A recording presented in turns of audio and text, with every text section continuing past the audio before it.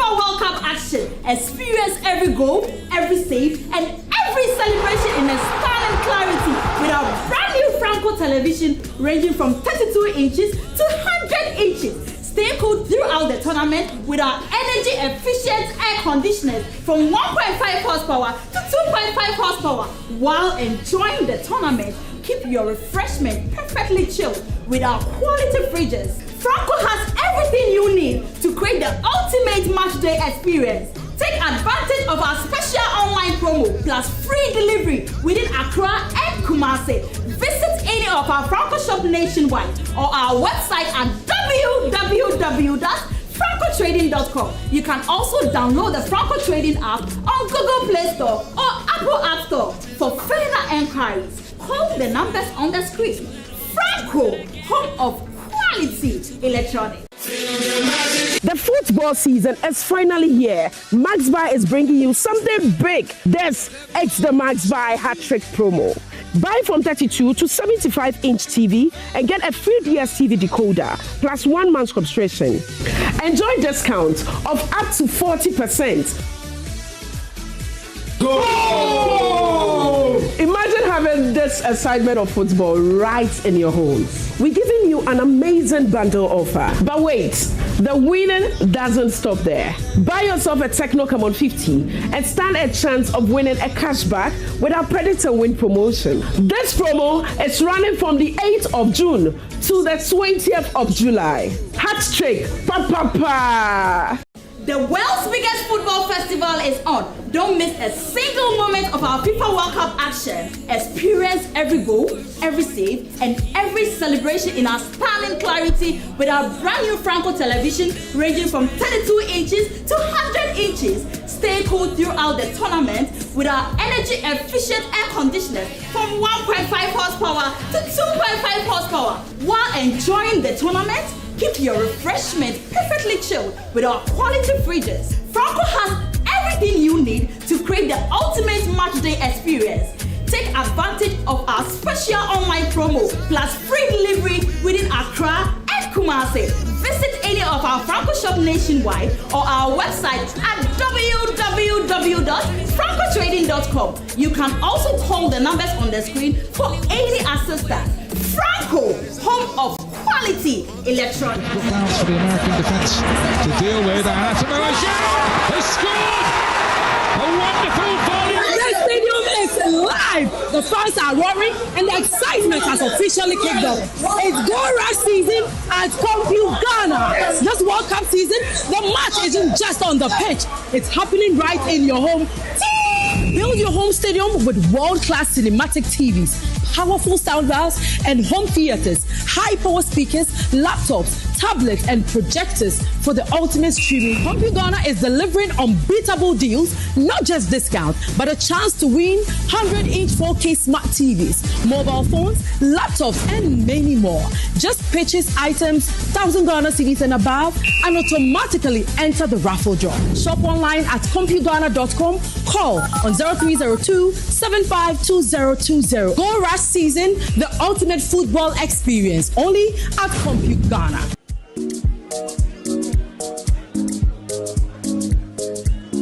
Madam, I'm looking for Abena. Abena, there is someone looking for you.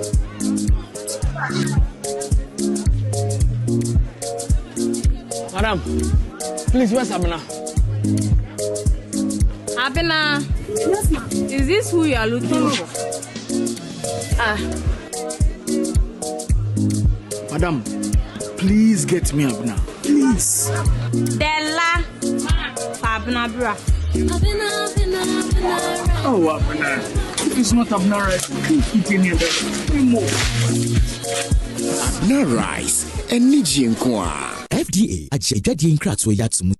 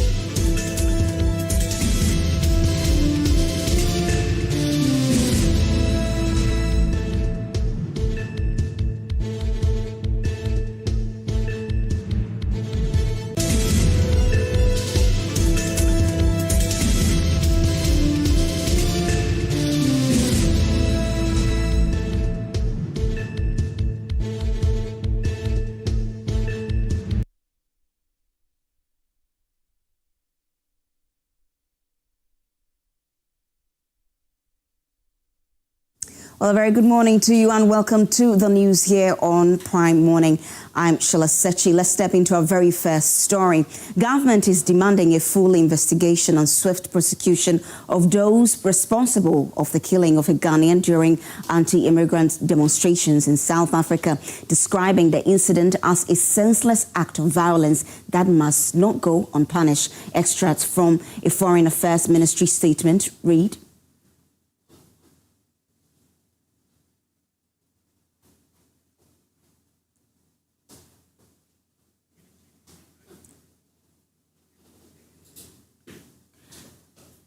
the ministry extends its deepest condolences to the family.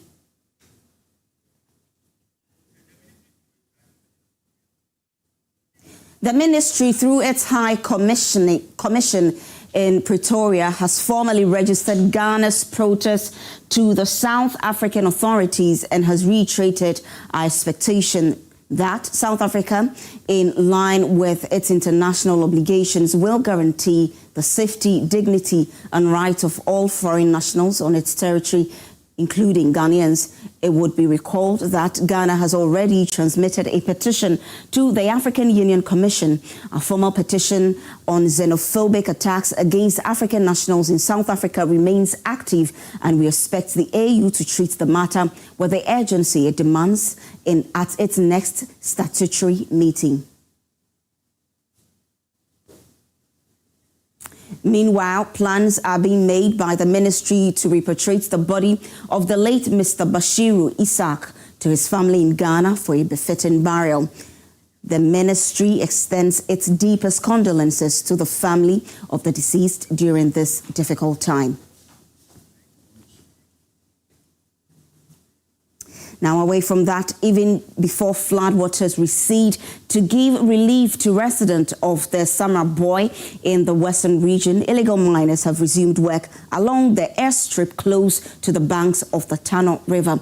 Mining along the Tano and Samri rivers have led to severe flooding of Samra Boy and surrounding communities or villages, with residents sleeping in classrooms for days. Erastus Asare Donko reports that despite the impact of illegal mining on the flooding situation in Samra Boy, some illegal miners have started operations in the town. Years of mining along the Tano and Samre rivers has exposed Samra Boy, Insuachiri and others to extreme flooding. Almost half of the Samra Boy township has been submerged for days. It's very unfortunate. For the first time we are seeing this in many years. I think since 1968, that is where we saw the first flooding. That was across the whole country. But this one is for the first time in many, many years. What will you say has caused this? I will contribute a lot. Though it's a natural disaster, but a lot that I'm seeing in some numbers depends on the galamsey inside. Reasons are that all the banks have been washed away. The galamsey has moved everything out. But even before the floodwaters could recede, the illegal miners are back mining along the tunnel and the airstrip area. Excavators are seen on site digging areas recently flooded by overflows from the Tano River. Our investigations reveal men known in the Amenfi area are leading the illegal onslaught even in the midst of a flood. The illegal activity is yet to receive a reaction from the police, who are situated at a walking distance from the airstrip.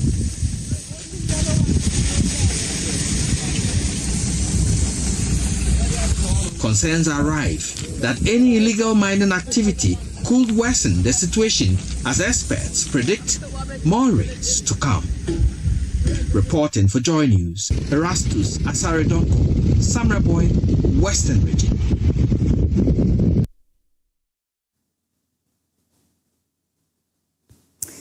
Now, Ghana's cashew industry's bleeding value, as more than 90% of its nuts are being exported raw.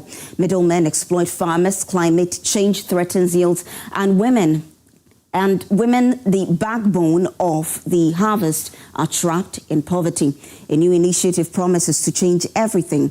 The WAGE project seeks to help these women who grow cashew with the knowledge and skills to also process, package and profit from it. And Nasabit has more in this report.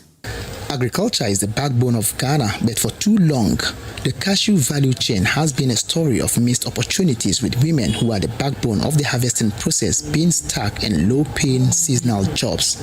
However, a new dawn is here. AgricoHub, with support from Plan International and local leaders, is launching the WAGE project, a 36-month mission to transform the lives of women, youth, and persons with disabilities from laborers into entrepreneurs. George Antribu-Sianko is the Chief Executive Officer of AgricoHub. We are focusing on cashew because we believe that more women and youth are engaged in the cashew value chain. But we believe that they can do more than just going to either be casual laborers, because most of the time those who are engaged in the cashew value chain, you realize that they have short-term employment, so that they work for maximum of 3 to 6 months. But what about the next 6 months? How are they going to survive? So if we are building this capacity, it means that it's going to help them to actually increase their income. And the women, it's our interest when it comes to this project. We want to focus on women, trying to help them to be able to even gain more income from the value chain. Currently, less than 10% of the cashew nut is processed locally. That means massive revenue is leaking out of the country. But the WAGE project aims to change that, focusing not just on the nut, but the often wasted cashew apple, turning it into profitable products. James Adu is the Regional Director of Agriculture. He says he is thrilled that this project is targeting the processing of the commodity. The WAGE program, I'm happy because they are targeting the processing. That is where we are lacking in the value chain, especially with the apple, because we can do a lot with the apple, and that will generate a lot of revenue. The support for this initiative is local and royal. The District Chief Executive for Techiman North, Adam Kobna Johnson, has pledged the district's full backing, stating that they are ready to absorb the program to empower their women. That is the more reason why I am here, to be part of the launch, so that I will know the objectives and see how I can rope in the women in my district. So I'm also going to mobilize willing and able women in the district through my Department of Agriculture to make sure that we invite AgricoHub to come and train them. Meanwhile, Nana Etiaje, the chief of Mateso in the Techiman traditional area, has given his royal blessing, ensuring the community's doors are open for training and development. I'm standing on behalf of Osiadeyo Akonfiamio, Techiman Imahene, and I'm saying, with God, all things are possible. Whatever this association or you need, just come to us. We are ready to help. The challenges are real: climate change, market exploitation, and lack of access to finance. But with a united front from government, traditional leaders, and private innovation, the WAGE project is planting the seeds for a sustainable future. From seasonal labor to sustainable enterprises, the cashew revolution has just begun. Anna Sabit, Joy News. Now, as artificial intelligence becomes part of everyday life, language experts in Ghana are asking an important question: can technology preserve indigenous languages without replacing the cultures behind them? Well, that conversation brought scholars, educators, and digital innovators to the Kwame Nkrumah University of Science and Technology in Kumasi for this year's Afro Curation Conference. My colleague Mahmoud Mohammed Nuruddin has more. The conference explored how artificial intelligence, digital platforms, and traditional knowledge can work together to protect Ghana's indigenous languages. Participants say while technology offers new opportunities, language preservation must begin at home. Professor of Language and Linguistics Kofi Ajikum says children should first learn their mother tongue before they enter school. If in each home we are speaking our indigenous languages with our kids, so that before the children enter school, they should be able to speak Ga, Ewe, Dagwani, Tree, depending on who their parents are. That should be the first one.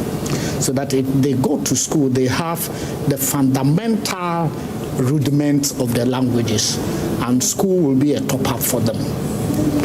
Secondly, if they go to school, I think our school curriculum also makes sure that the children learn the indigenous languages. And as we have now, it is compulsory at BECE. But beyond that, no. English is compulsory at BECE, compulsory at SHS, and you can't enter the university without passing English. Actually, you can have all your science subjects, A in chemistry, A in biology, A in physics. Without English, you cannot enter into the university. So one way is also to go back to what we had earlier on when we started the SHS, to make sure that even at SHS, it becomes a core. And that will allow the students to learn the language and learn it well. Professor Ajekun believes artificial intelligence should support African languages, but should never replace the cultures they represent. The world is going AI. We cannot be left behind. But what I emphasize was that AI is good, but it should not be at the expense of our own culture. How well can AI interpret the Ghanaian culture, interpret every customs and institutions, interpret Akan symbols? AI cannot go that far. So the onus will lie on us. Even though we have AI, let's do well that we receive AI with some caution so that we don't erode our culture. Programs Manager of the Global Open Initiative Foundation, Abdul Fattah Mustafa, says documenting indigenous languages online has become essential. We are trying to bridge the gap between the knowledge available and the actual knowledge we have. Majority of our history has been written by the colonial masters, and some of them are factually incorrect. So we are trying to correct what they have done and also bridge the gap regarding the knowledge that we have about our culture out there. So sometimes you try to look for documentaries to actually verify information you are finding on Wikipedia, for instance. But nowadays we've tried to bridge that gap, and when you look for articles, the documentaries are on the Wikipedia articles. The Afro Creation Initiative is supporting online platforms for languages, including Dagari, Ewe, Twi, Dakwani, Kusal, and Mori through Wikipedia and Wikidata. Beyond preserving language, participants say Ghana's cultural heritage can also create economic opportunities. Vice Dean at the Faculty of Ghanaian Languages Education at the University of Education in Winneba, Professor Kwasi Adumaku believes investment in indigenous culture could strengthen tourism and create jobs. And aside from the local tourism, internationally, we travel to countries, Asia and other places, and when we go, what we observe, the tourist sites or places of interest are all based on the indigenous people's culture. If it's even an architecture, it is an indigenous architecture. So this is what the point is. I think Ghana, fortunately we have close to 80 indigenous peoples in Ghana. So when we harness, consciously prioritize and then invest in it, it becomes a very big industry for us to bring in even income to the country. Senior lecturer at the Department of Languages and Communication Sciences at Kwame Nkrumah University of Science and Technology, Dr. Victoria Ogunike Falake says language remains central to identity, with music playing a key role in preserving culture. Language is our identity. An identity lost is cultural loss. Identity lost is language lost. Identity lost is the loss of humanity. So language is all encompassing. Language is very important. With language, you know a group of people that exists on the surface of the earth. Where there is no language, there is no society. Where there is society, humans are living there. They are using language. They have culture. And everything about them is expressed in that culture. Organizers say Preserving indigenous languages is no longer only about protecting culture. According to them, in the age of artificial intelligence, documenting African languages, strengthening education, and expanding their digital presence will determine whether future generations inherit not only new technologies, but also the stories, traditions, and identities that define them. A report by Mohamed Nuruddin. And now let's go to the Upper West region. Reset your values, Ghana. That's the word from Upper West Regional Minister Charles Luanga Puizing as he admonished citizens to confront corruption, indiscipline and greed. Now, he was speaking in Wa during the National Day of Prayer and Thanksgiving. Rafiq Salam joined them in the prayer, and here is his report. Church bells in Wa, Quran verses at the central mosques. One message, two faiths. Ghana, we need a reset from the heart. The call to reset our values is therefore not a call to return to the past. Rather, it is a call to reclaim the values that have always defined us as a people. It is a call to place honesty above deceit, service over selflessness, unity above division, and responsibility above indifference. Our Power Sojan Minister Charles Longo Pozin read a speech of President John Dramani Mahama Loud.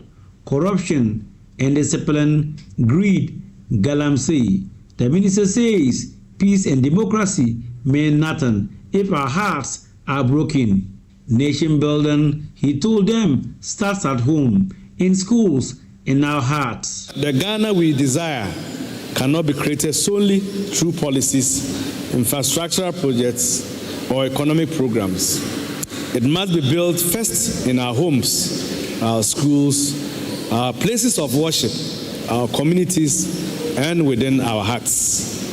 The future we seek requires parents who instill discipline and moral character in their children, teachers who inspire excellence, integrity, religious leaders who promote righteousness and peace, traditional authorities who preserve our cherished customs and values. The Superintendent Minister of the Methodist Church, Very Reverend Samuel Asar Antwako, expanded on the call for value renewal during his sermon. He noted that while Ghana currently enjoys a degree of political and economic rest, physical rebuilding is meaningless without confronting what he termed the country's internal enemies. It is important to state that we cannot just be rebuilding infrastructure without confronting the attitudes and values that seem to derail our collective efforts as a nation. Hence, this year's theme, Resetting Our Values, stands out.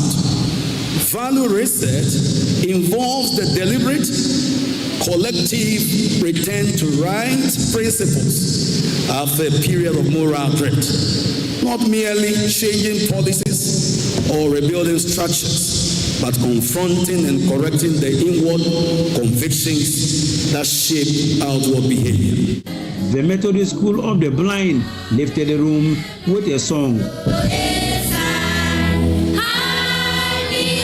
Then prayers went up for Parliament, the executive, and protection from floods and earthquakes that have taken lives. This is the only country you have. You could just imagine what happened in Accra. What happened, the disaster, the flood. Just begin to phantom the number of lives we lost, property that were lost. This morning in prayer, when we were praying, we're just crying to God to take away such disasters from Ghana. At the West Central Mosques, Muslim clerics, students, male and female, finished all 114 chapters of the Quran in under an hour. Their prayer, divine help for the nation, and tie on bad roads. President John Mahama promised us that the money for the Big Push project is ready. Any contractor who wants to underperform, we won't agree. If you cannot execute the project, just throw in the towel. The years are going. We are once again reminding you, the President, to fulfill the promise. Minister Pozin says government is committed. 2 places of worship one call.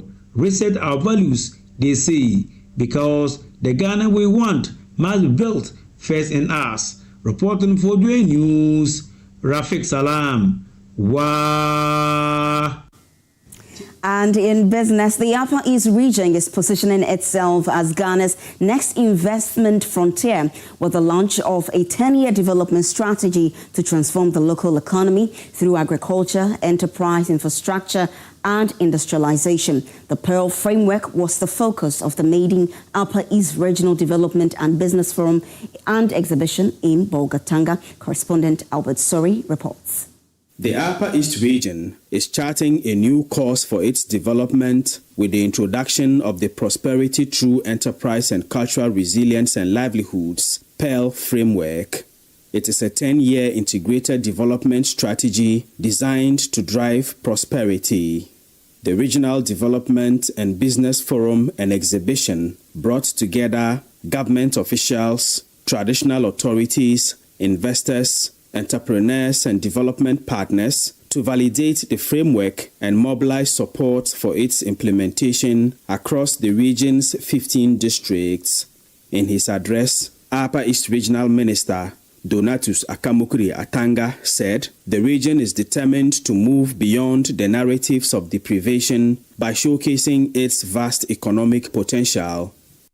Today, we extend a compelling invitation to investors, development partners, financial institutions, businesses, entrepreneurs, and innovators to join us in unlocking the immense opportunities that exist across agriculture, renewable energy, manufacturing, tourism, housing, logistics, technology, and cross-border trade. He described the PEARL framework as a roadmap that will guide strategic investments, create jobs, improve livelihoods, and build a resilient, competitive regional economy. Among the flagship investments that will be examined are measures to consolidate peace and promote sustainable development in the region. That is the completion of the Tamale irrigation dam, the full rehabilitation and optimal utilization of the Todo and Fia irrigation schemes, the revamping of the Kwaru tomato factory and the Bolgatanga meat processing factory, and the transformation of the Fombisi rice valley into a major commercial, agricultural, and agro-industrial hub. Representing President John Dramani Mahama, Presidential Advisor on the 24-hour Economy and Accelerated Export Development, Dr. Augustus Gozi-Tano, said the PEARL framework is unique because it was conceived by the people of the Upper East region to address their own development priorities. He also noted that while the region's growing mining industry presents significant opportunities, government is focused on ensuring the mineral wealth drives industrialization. The government recognizes the strategic importance of the Bolgatanga Airport and is committed to mobilizing the resources and partnerships required to commence its construction. PEARL represents the structured reconnection of that productive history to modern Ghanaian economy on terms the region itself has set. The emergence of large-scale mining operations such as Cardinal and Mandini mine has further strengthened the region's strategic weight within Ghana's economic landscape. The granite deposits in Binduri, Gilson North, and Talensi offer opportunities for quarrying, construction materials, and high-value ornamental stores. The manganese deposits in Dusi and Nangodi add to the region's mineral potential and its industrial linkages. The development of these resources must go beyond extraction. The objective is to build industries around them, promote local processing, create decent jobs, and ensure that the mineral revenues translate into sustainable prosperity for the region's people. Entrepreneurs attending the forum welcomed the initiative, saying it offered a valuable platform to showcase the region's business and investment opportunities to the world. And getting this pearl coming into place, it gives the opportunity that yes, when frameworks are put together, then it gives the opportunity that all processors or producers are able to trade without having the challenge, because Ghana Commodity Exchange can now expand their operations. Really, the program is really a nice program because it is letting the world see what we do. We have the best shea butter you can get from the region. Like the Batakali you can see on the other side. So we thank them so much for organizing this program to showcase what we do to the world. Reporting for Joy News, Albert Sori, Bolga Tanga. Well, that's all in the news this morning. For more news, log on to myjoyonline.com. I'm Sheila Sechi. Do stay for more.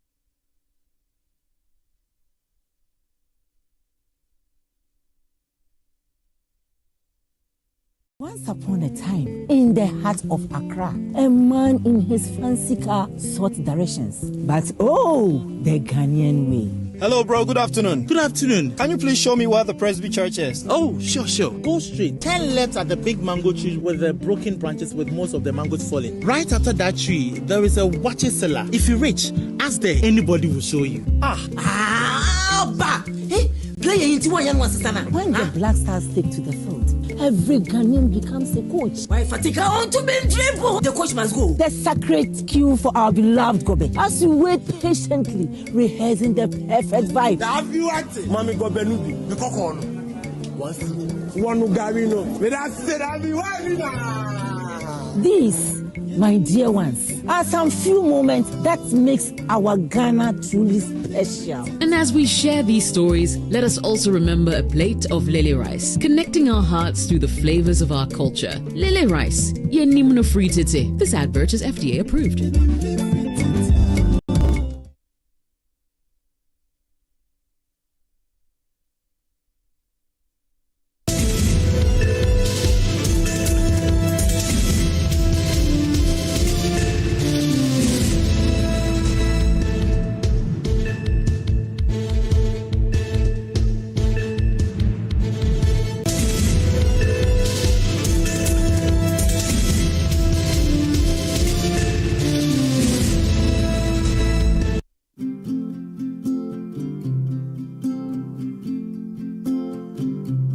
We are going, heaven knows where we are going, but we know we will get there.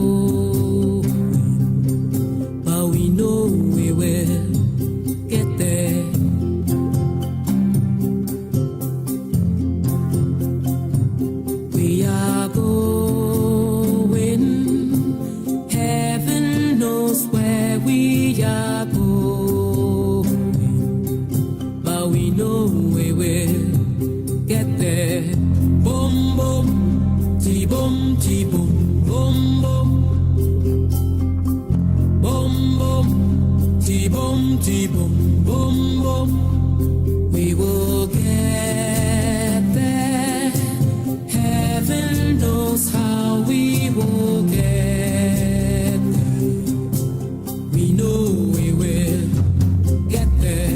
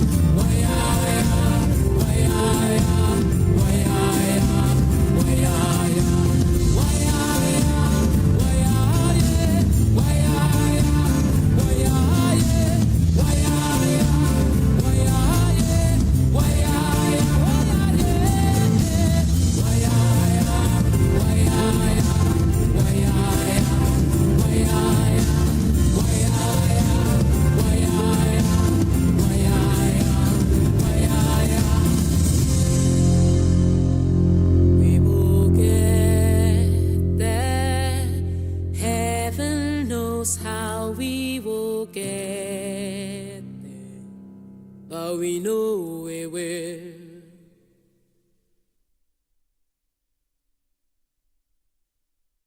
That's a really nice track from Weala, bringing us back on Prime Morning, and KMJ is here with me. Good morning to you, KMJ. Good morning, Izzy. How are you doing? I'm well. I like your outfit. Yeah. Let me say thank you to Suit Palace, GH. They made sure that I look good this morning. So this is the reason they call you Drip Lord. I'm just battling dance God. All right, let's get into the newspapers. Yep. I have the Chronicle with me, and on the front page, flood disaster, in all things give thanks to God. Mahama uses the word of God to comfort Ghanaians. But yeah, the president has come in for some bashing for going ahead with the Thanksgiving, despite all that had happened following the floods. Yes, and government can't justify flood debt with fiscal discipline. Kojopon Nkrumah. Gamanche calls for national unity against Accra flooding. And on the back page, police seized 50,000 rounds of munitions for 12,000 cedis bribe in Wa. All right, so that's for the Chronicle. What do you have? So about the president's, okay, maybe a little bit later we'll talk about that. Okay. I wanted to find out about his decision to wear the white instead of black, but we'll look at that. I think he should have worn black though. Anyway, Daily Democrat says drugs will destroy you. Mahama urges youth to stay away. GRA waives late penalties until July 6th. And Okai Minta declares bid for NDC National Youth Organizer. Government ends Black Stars World Cup ticket supports. And Gold Board introduces new LBMA gold pricing regime and respect nature's architectural design to prevent floods. That's the Daily Democrats of this one on the front page. Okay, so I'll go into the census spread of the Chronicle. Policy uncertainty could derail Ghana's mining growth. That's Engineer Kenneth Ashigbe. And British Council celebrates Ghana's top Cambridge learners at 2026 Partner Schools Awards. Newman donates medical equipment to Legon Health Services. Okay, all right. Hawk newspaper says that capital underwater, 30 plus dead, 7 missing, 38,000 displaced, 300 million Ghana cedis released for victims. And Afoko cleared to run. National Council throws out bid to block him. And away from that, opposition attacks government over flood response. Workers to government, end the bloodshed or we walk. And away from that, I said, so to government, where have the flood projects gone? That's also has a very big question mark over there. And that's the Hawk newspaper front page. Okay. So I believe at this point we can get into the details. And I'll start with the main story on the front page of the Chronicle. President John Dramani Mahama has urged Ghanaians to remain grateful to God despite the recent devastating floods that claims lives and destroy property, saying faith and thanksgiving should remain the nation's anchor even in moments of adversity. Just by the way, we have activated the phone line, so you can give us a call and tell us what you make of the stories that we're discussing. So, yeah, you're welcome to share your thoughts. Addressing the National Day of Prayer and Thanksgiving in Accra on Tuesday, the President acknowledged the pain and loss caused by the floods, but said the circumstances should not diminish the country's gratitude of God. We have our first caller. It's Asari from Adenta. Good morning to you, Asari. That is right. Good morning. Good morning. Yeah, KMG, how are you? My brother, I'm fine. Yourself? Yeah, this is PGD Asari from Adenta. Awesome.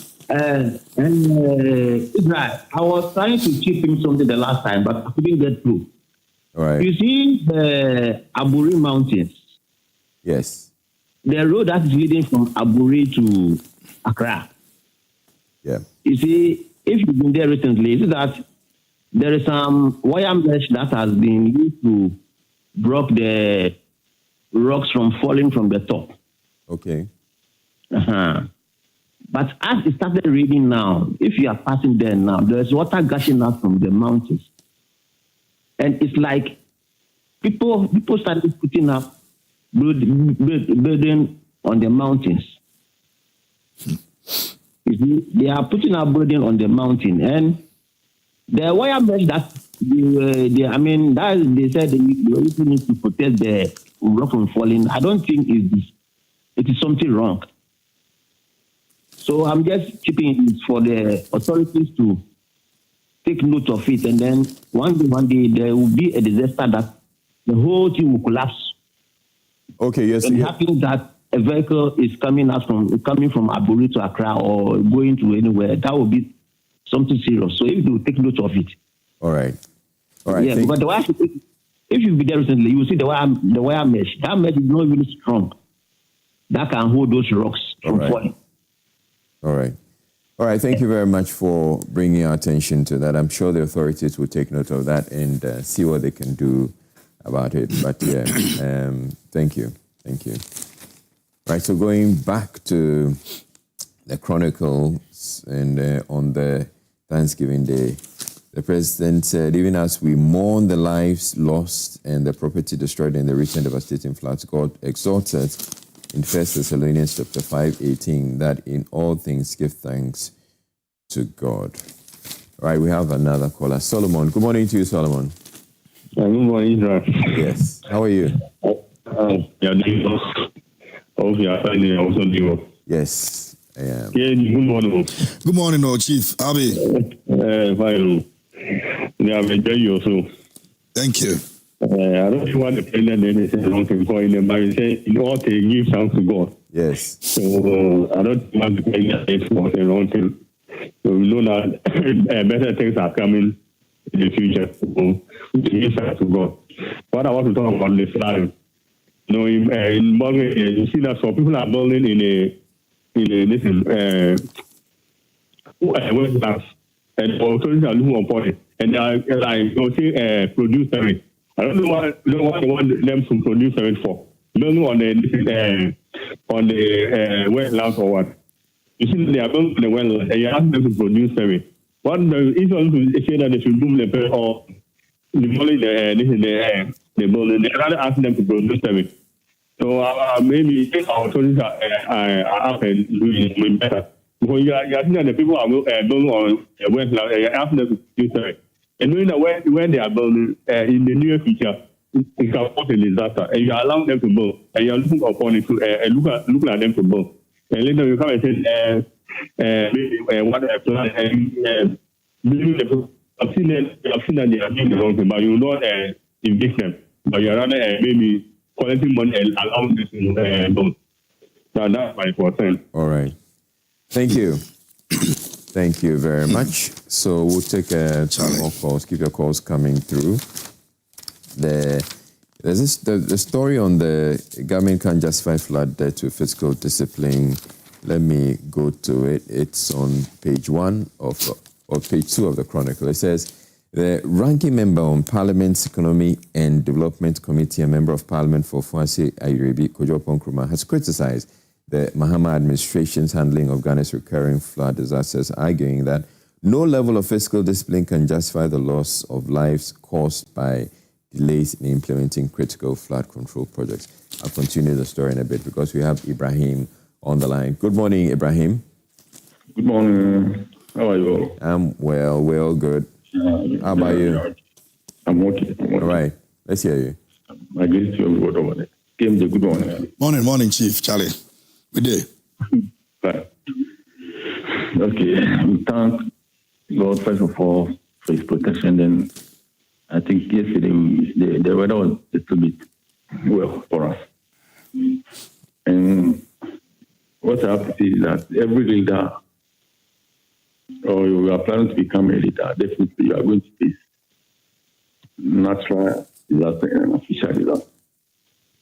So whenever you are planning to be a leader or you are elected as a leader, you have to bear in mind that all this you are going to face this kind of challenges in your ruling or something. So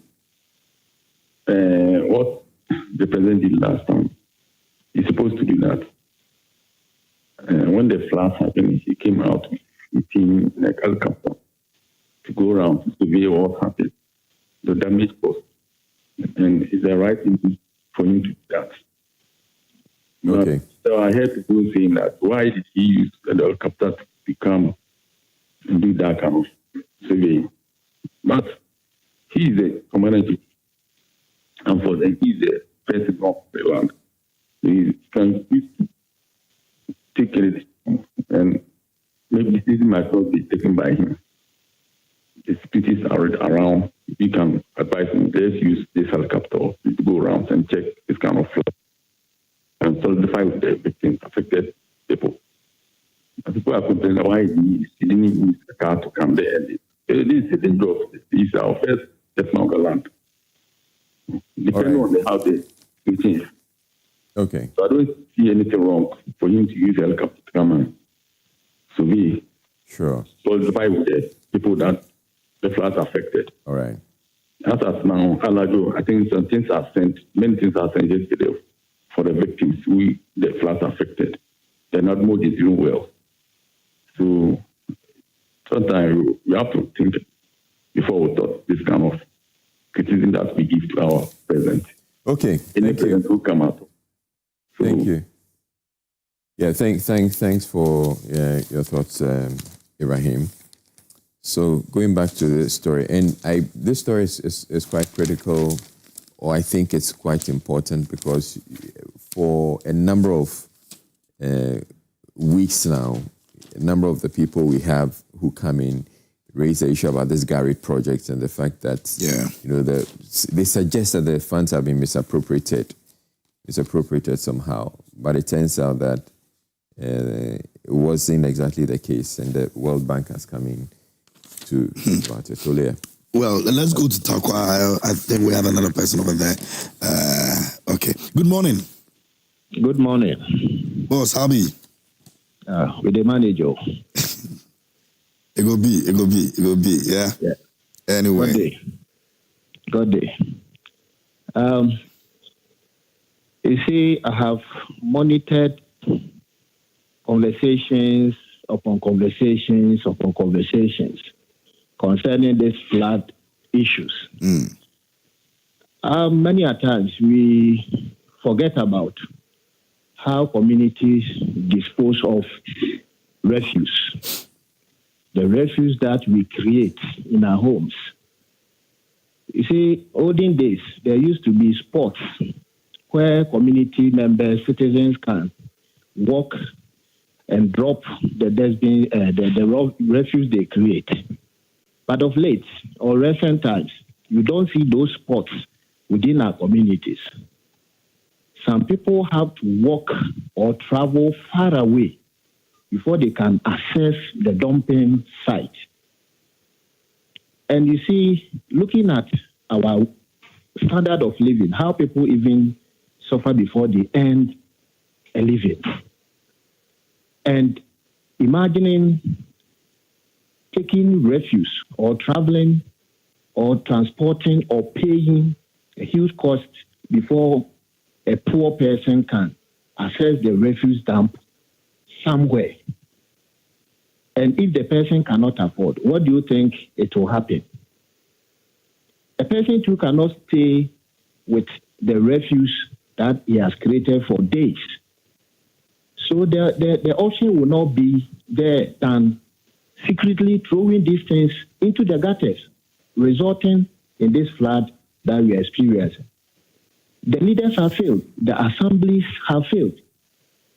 They have not created that opportunities for us to be able to dump or dispose of our refuse dump. I'm not supporting the act that they throw the refuse into the gutters, but the leadership must provide us with those spaces. There used to be this dustbins that you can dump this thing and the later cars will come. But at a point, you will see that base will be full up, and then we will be dumping it alongside around the bin. it will be there rotten. Now you don't see these things in our community. Takwata I'm speaking from. The waste dumping site is far away at a town called Abosu. And the Abosu itself is now developed. Come to Abosu. The Abosu citizens who even own the dumping site far away from the town, within the town, they don't have any place to first dump their waste before it will be taken by the assembly or whoever is responsible to the dumping site. So they will create this waste in their houses. And certain individuals are taking it upon themselves as business and be taking money. And the money is huge. Not everybody can afford. You create the waste. Those who have to come and take some money, when you call them, they will tell you that the waste dump they say is choked, is full of. And they wouldn't even mind you when you call them. They will not respond to you. So you have to live with this waste. And it will be rotten. Okay. Yeah. And imagine, so the leadership has failed. The assembly, this is assembly, municipal, whoever is responsible in managing our refuse, they have failed. Okay. There's no place to dump. And you cannot live with this rotten. Okay. So I guess what he's suggesting is we make it free for people to dump the refuse, and then we but then so then it means that the assemblies would have to be paying these people that will come for the refuse. Yeah. You know, if the people are not able somebody to has to pay one way or the other. But there should be a way out. And you know, Zoom Lion has come into the conversation. People are saying that their content was truncated when the president took over and all of that, and so it's making it difficult for them to even. I saw the chairman of Zoom Lion going around, you know, checking the effect of the flood and all of that.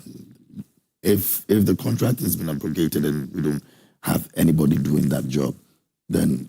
Apparently, the job was given to the assemblies, so the assemblies are supposed. Exactly. So now we have to deal with the assemblies. You know, I don't know, but look at what was happening in Malam Junction and Wija, for example. You know, the people were complaining.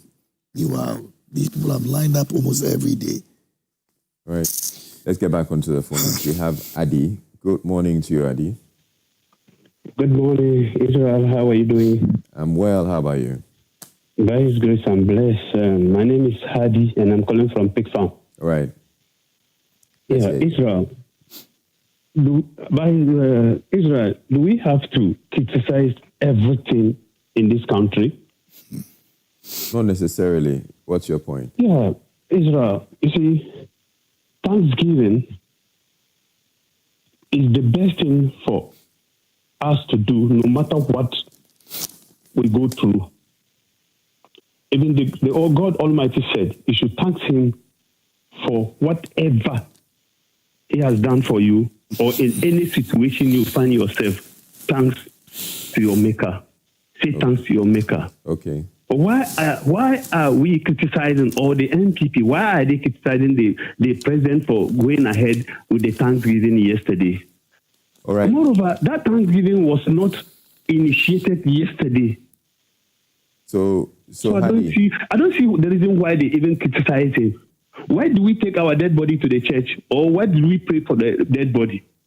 We should say we will pray for them because God has taken them from us, and the person that I love so much, God has taken him from me. So I will not pray to God anymore. I will be angry with God.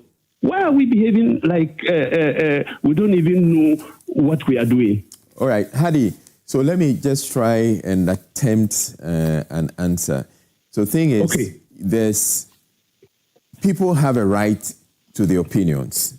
Yes. So you may do something, somebody will criticize it, somebody will praise it. But that's how we live in this life. But Israel, do we have to criticize everything? No, you may not find reason even Thanksgiving. You may not find reason to criticize, but somebody else may. But even Thanksgiving, Israel, then we should stop praying. No, that's not the case. It's not so much the people who are criticizing. It's not so much about the Thanksgiving. They're talking about the timing of the Thanksgiving. But Israel, in your Bible, is there written that give thanks to your Maker in any situation you find yourself, isn't it? Hadi. Yes, that's somebody's opinion. They feel they should criticize, and they have a right to do so. Just as you have a right, just as you have a right to criticize, will be a better place for us under His Excellency President John Dramani Mahama. No matter what people will do, Ghana will be a better place for all of us. So thank you very much, and God bless for doing the good way for Mother Ghana. All right, thank you. Very interesting one over there. So someone also argued that I'm not reading the Bible that is telling me that in all things let's give thanks to God. And so he doesn't see the need for that Thanksgiving service, right? And maybe based on your religion, you would also agree that, well, I mean, that's what the Bible says. Yeah. So, like you said, it's an opinion. Everybody is entitled to this, based on how they feel about the situation and maybe even which religion they belong to. Yeah. Some people just really don't care about whether you want to go and thank God or what. They believe that there's a situation that has to be given a certain attention. So, I particularly was thinking that, like I said from the beginning, you would have worn maybe a black. It doesn't necessarily have to be white to say you're thanking God. Whose idea is to even wear white to thank God in the first place? You can wear black and still thank God if you want to, based on your feeling or emotions or whatever situation you find. That could have sent a certain message that, you know what, we're doing this Thanksgiving thing, but me as a president, I feel that I am still saddened by what has happened. And we all know the significance of what black, gives us as Ghanaians. Again, somebody will also argue that, well, white might not also necessarily mean that he's thanking God or he's happy about the situation. Maybe it's his preference, he just wants to wear white. Yeah. It's debatable, but I think that from where we sit as a nation, wearing black over there, if any other person wants to wear white, he as the leader of the country, the first gentleman of the land wearing black would have made a certain difference, but that's what it is. Okay, unfortunately, we couldn't go really delve into the newspapers as I had hoped, but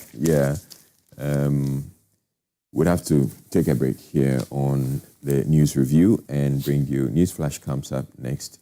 You stay tuned here to Prime Morning.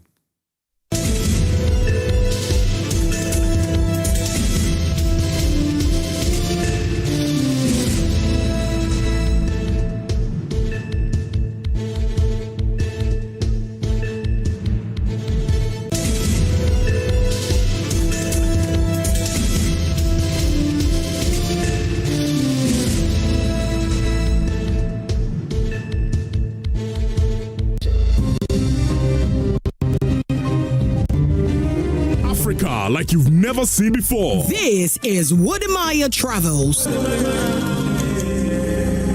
The mission is to share positive African stories, celebrate culture, tourism, identity, and history. I mean, this is the tiniest market that I've ever seen across my travels in the world. I mean, you can be in the market and feel the breeze that is happening, which makes it what? Great. Join Wodemaya, Africa's biggest YouTube vlogger, as he uncovers untold stories, hidden gems, and the heartbeats of the continent. This is Wodemaya Travels. Wodemaya Travels. This and every Saturday at 6:30 p.m. only on JoyPrime.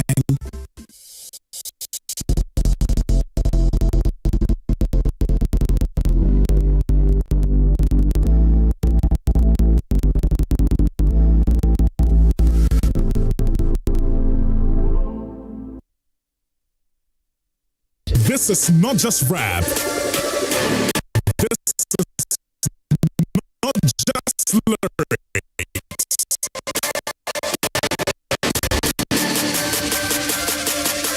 This is War on the Mic. Welcome to Beats and Bars, the ultimate rap battle competition in Ghana, where raw talents meet hungry ambition, where bars hit harder and only the strongest survive. Fanboy no they pay. Sudi agoro be best sorti oge abonnet is such a skilly. Okay, on the man I'm paying another one pem. But reject another one fan chum now. Madame Surupu be a ransom. 2 communities, 2 fearless MCs, 3 intense rounds, 1 undisputed champion. No backing down, no mercy, just skill, flow, delivery, and bars. You better get to it. I say shake your bala bala, shake your bala bala, shake your bala bala. Who owns the mic? Who controls the stage? Who takes the crown? Beats and Bars us.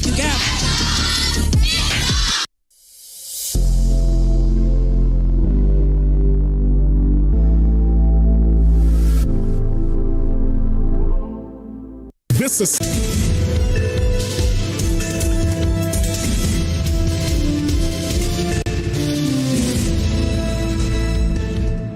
Newsflash was brought to you by Franco Trading Enterprise. Still, fun papa fee.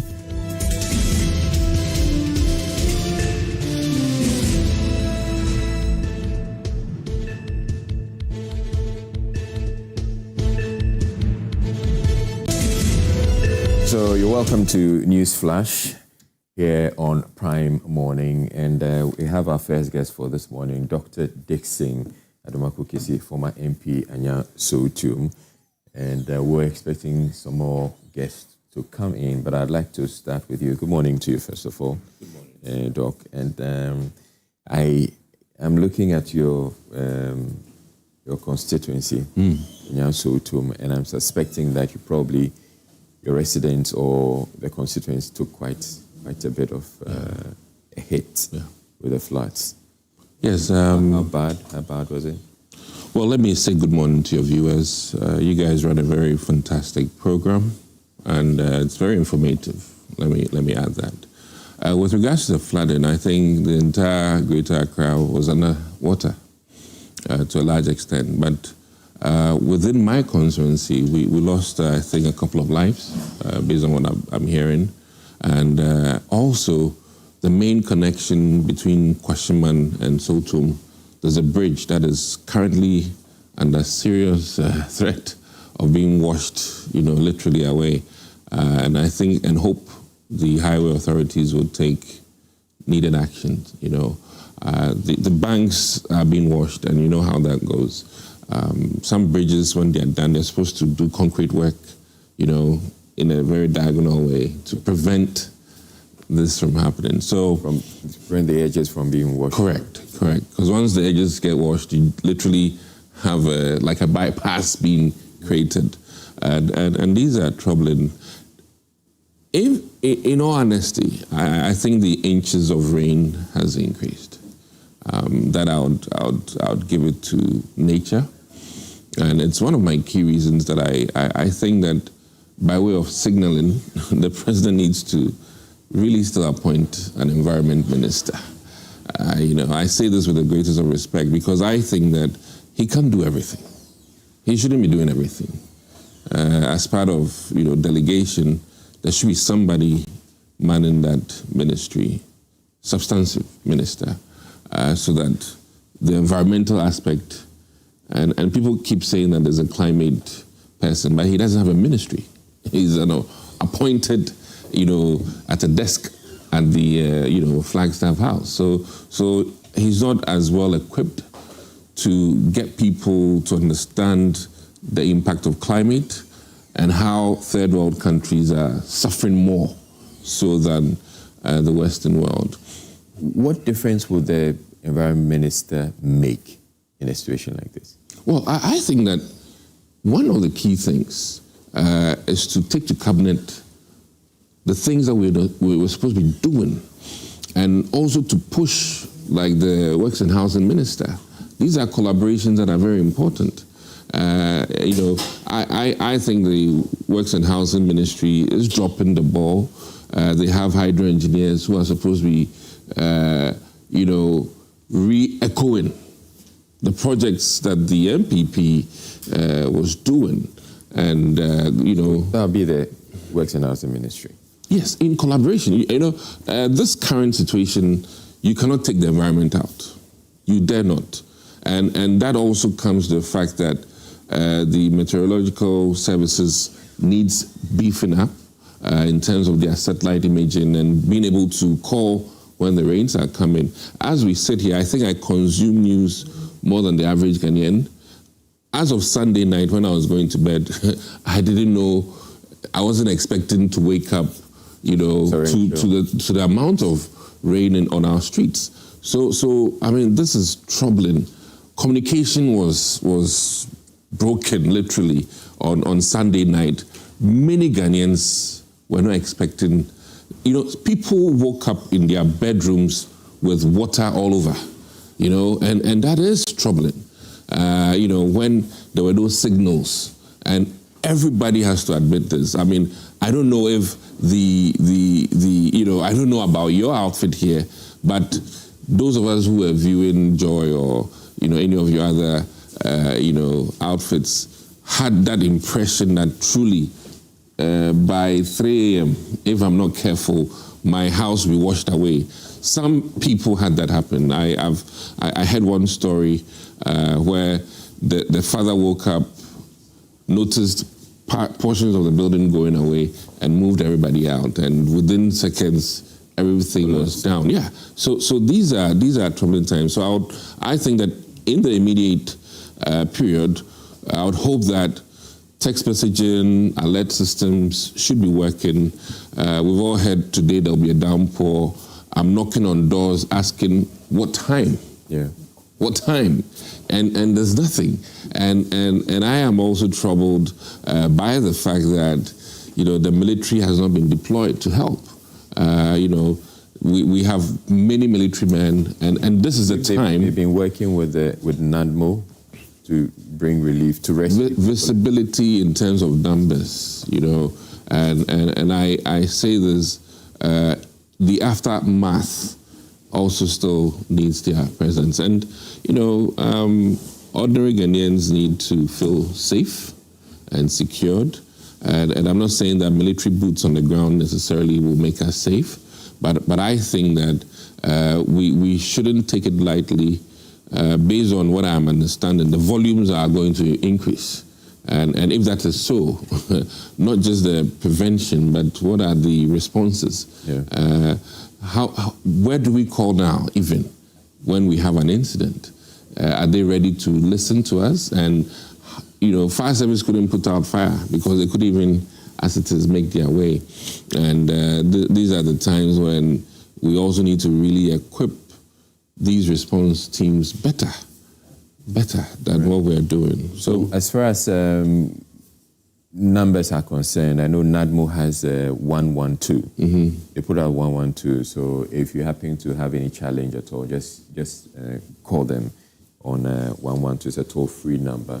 We've also been joined by lawyer Pami Jantwa, and I'll be taking back from him in a bit. But I would want to get the production team to try and give us somebody at Meteo to give us an update on the situation, because yes, we have the forecast that's come out.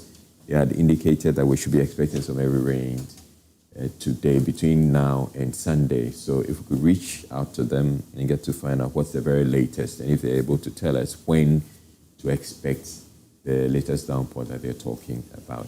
And I think that government ought to maybe, I saw a written document from the judiciary services, cautioning their staff members to take safety first. Yeah. I think that government can do better based on this meteorological, forecasting. Though Friday is a holiday, I think that something more substantive in terms of people not going out and all those things should come from the Interior Ministry as well. Okay. Because as Ghanaian as we are, when we know there's a holiday, it doesn't mean stay at home. Yeah, holiday means, that's when the party starts. And then, signals about beach going, we need to be firm on some of these things. People need to know that no beach programs this weekend. These are things that government needs to do for us. And I'm also troubled. There are some very troublesome places that requires not just the Assembly's attention.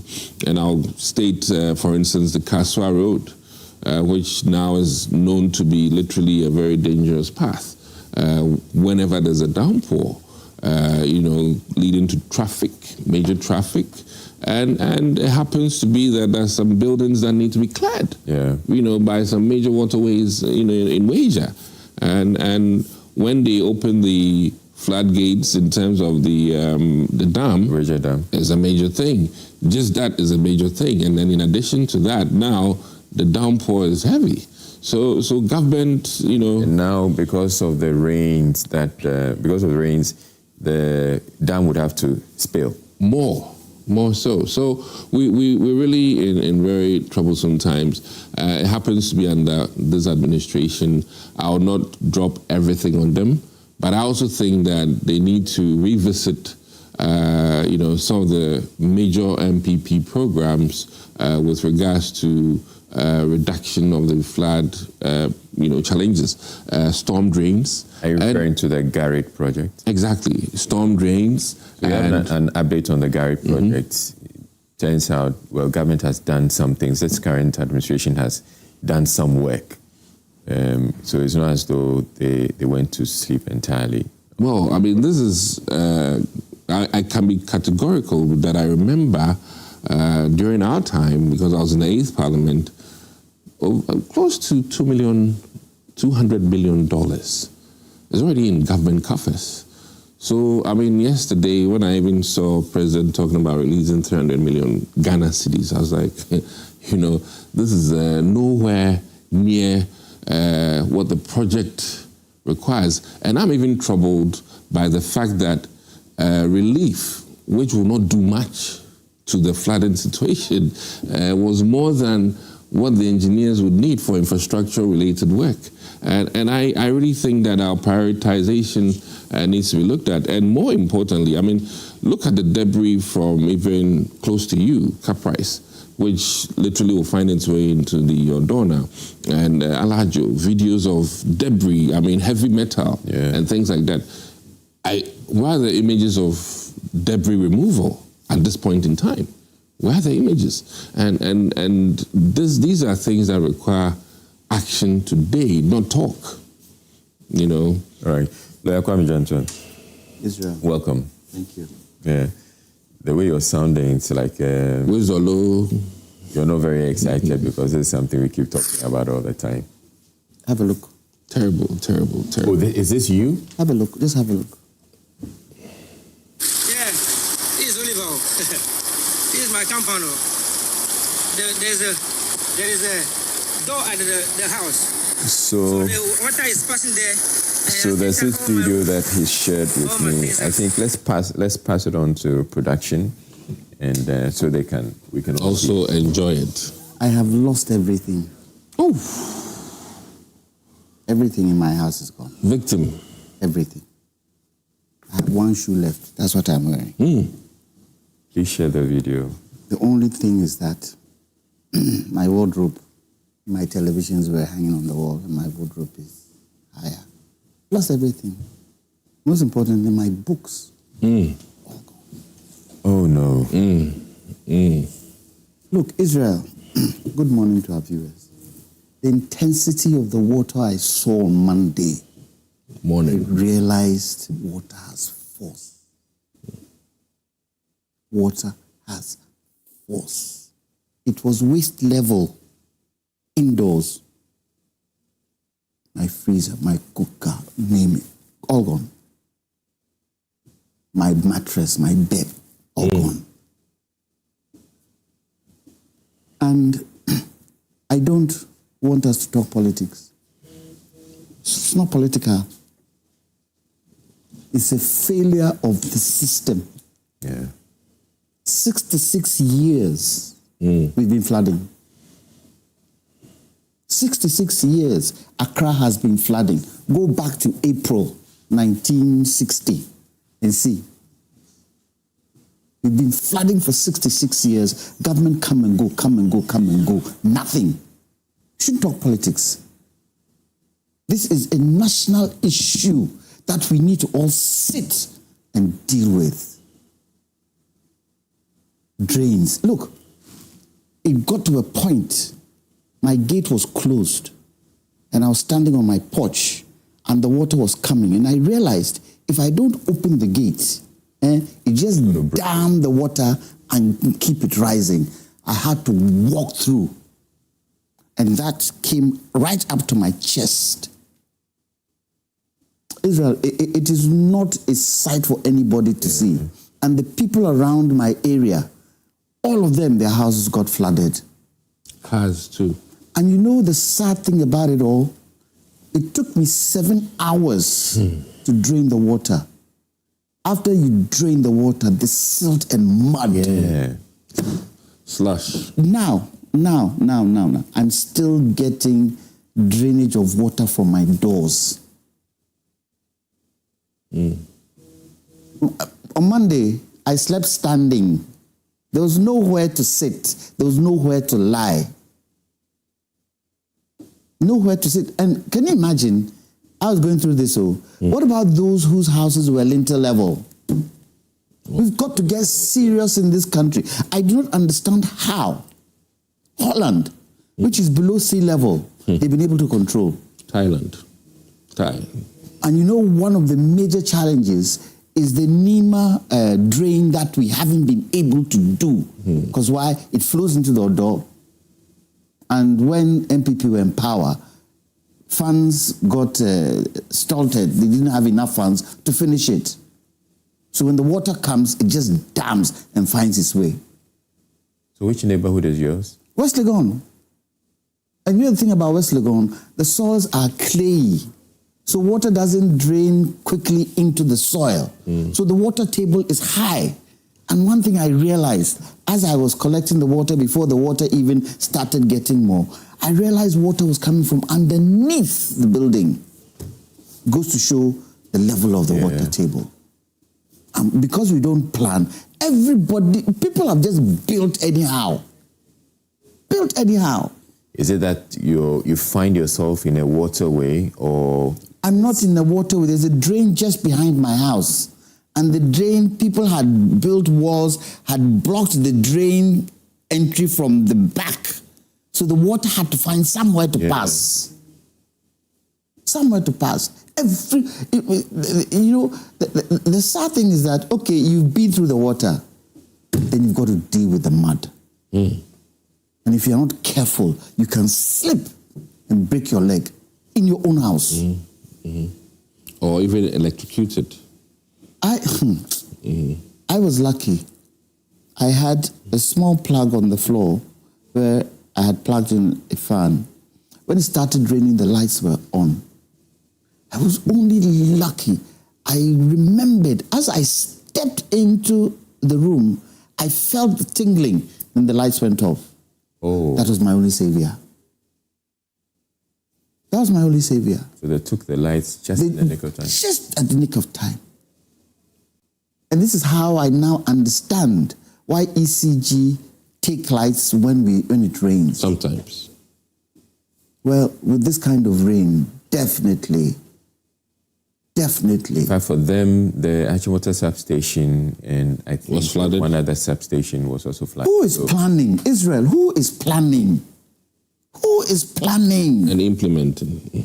Who is planning? Our assemblies, local government. How strong is local government? No. It's not. Not that strong. Why? No more. Why? Why should it be so? Why should Ghanaians go through this kind of mayhem? Why? It doesn't make sense to me. Right, it's material. All the thing one has lost, it's material, yes. But the emotion that and how it affects you. Do you know what time I woke up today? I woke up at 4. Why am I getting here now? Why am I getting here now? Because I've got to circumvent the house. Got to make sure that you don't slip. You've got to make sure that things where you see water seeping back in, you wipe. Israel, it is not a sight for anybody's eyes to see. I saw one video where a man was standing in his sofa with his 2 twins and his wife, water all around him. Water all around him. Why? It is not a political party issue. It is not a government in power issue. It is all our issue. We should all come together and find out. Look, to make matters worse, the road by my house, gone. Completely. Yesterday, I couldn't take my car to my garage. Gone as in? You can't drive on the road. You can't. What? Because mud has... Mud is everywhere. So I had to, yesterday, buy stones, 2 trips, get an excavator to come and clear the road. Oh, to clear the mud. Clear the mud and then put the stones in there. Because if I'm to wait for local government, it won't happen. Yeah. Luckily for me, my neighbors saw what I was doing, so they also contributed and brought more. Hopefully the stones would absorb the water. But Israel, it is not a good sight for anybody. And when the rain subsided, the drain was still flowing. The debris, the bottles, the plastic bags that things had been packed in and tied up, just going through. The bordia trunks, the plantain trees that had broken down, it's trunk. So it got to a point where there's a bridge, and you know they have these big holes. It blocked it, so the water kept rising. Somebody in the area, 2 people in the area had to get into the water to clear it for the water to go. But the bottles, and I asked the question, why can't we ban plastics in this country? What is stopping us? Kenya has banned it. Rwanda has banned it. Why can't we ban it? What is it? The balls. Oh, what is it? You know, that's why I don't have. For me, I say President Mahama has to be ruthless with certain things. Ruthless. And let the law work. The laws don't work. So the people have taken advantage. The indiscipline is just too much. You saw Shadow. Is that what the place is called? Shadow.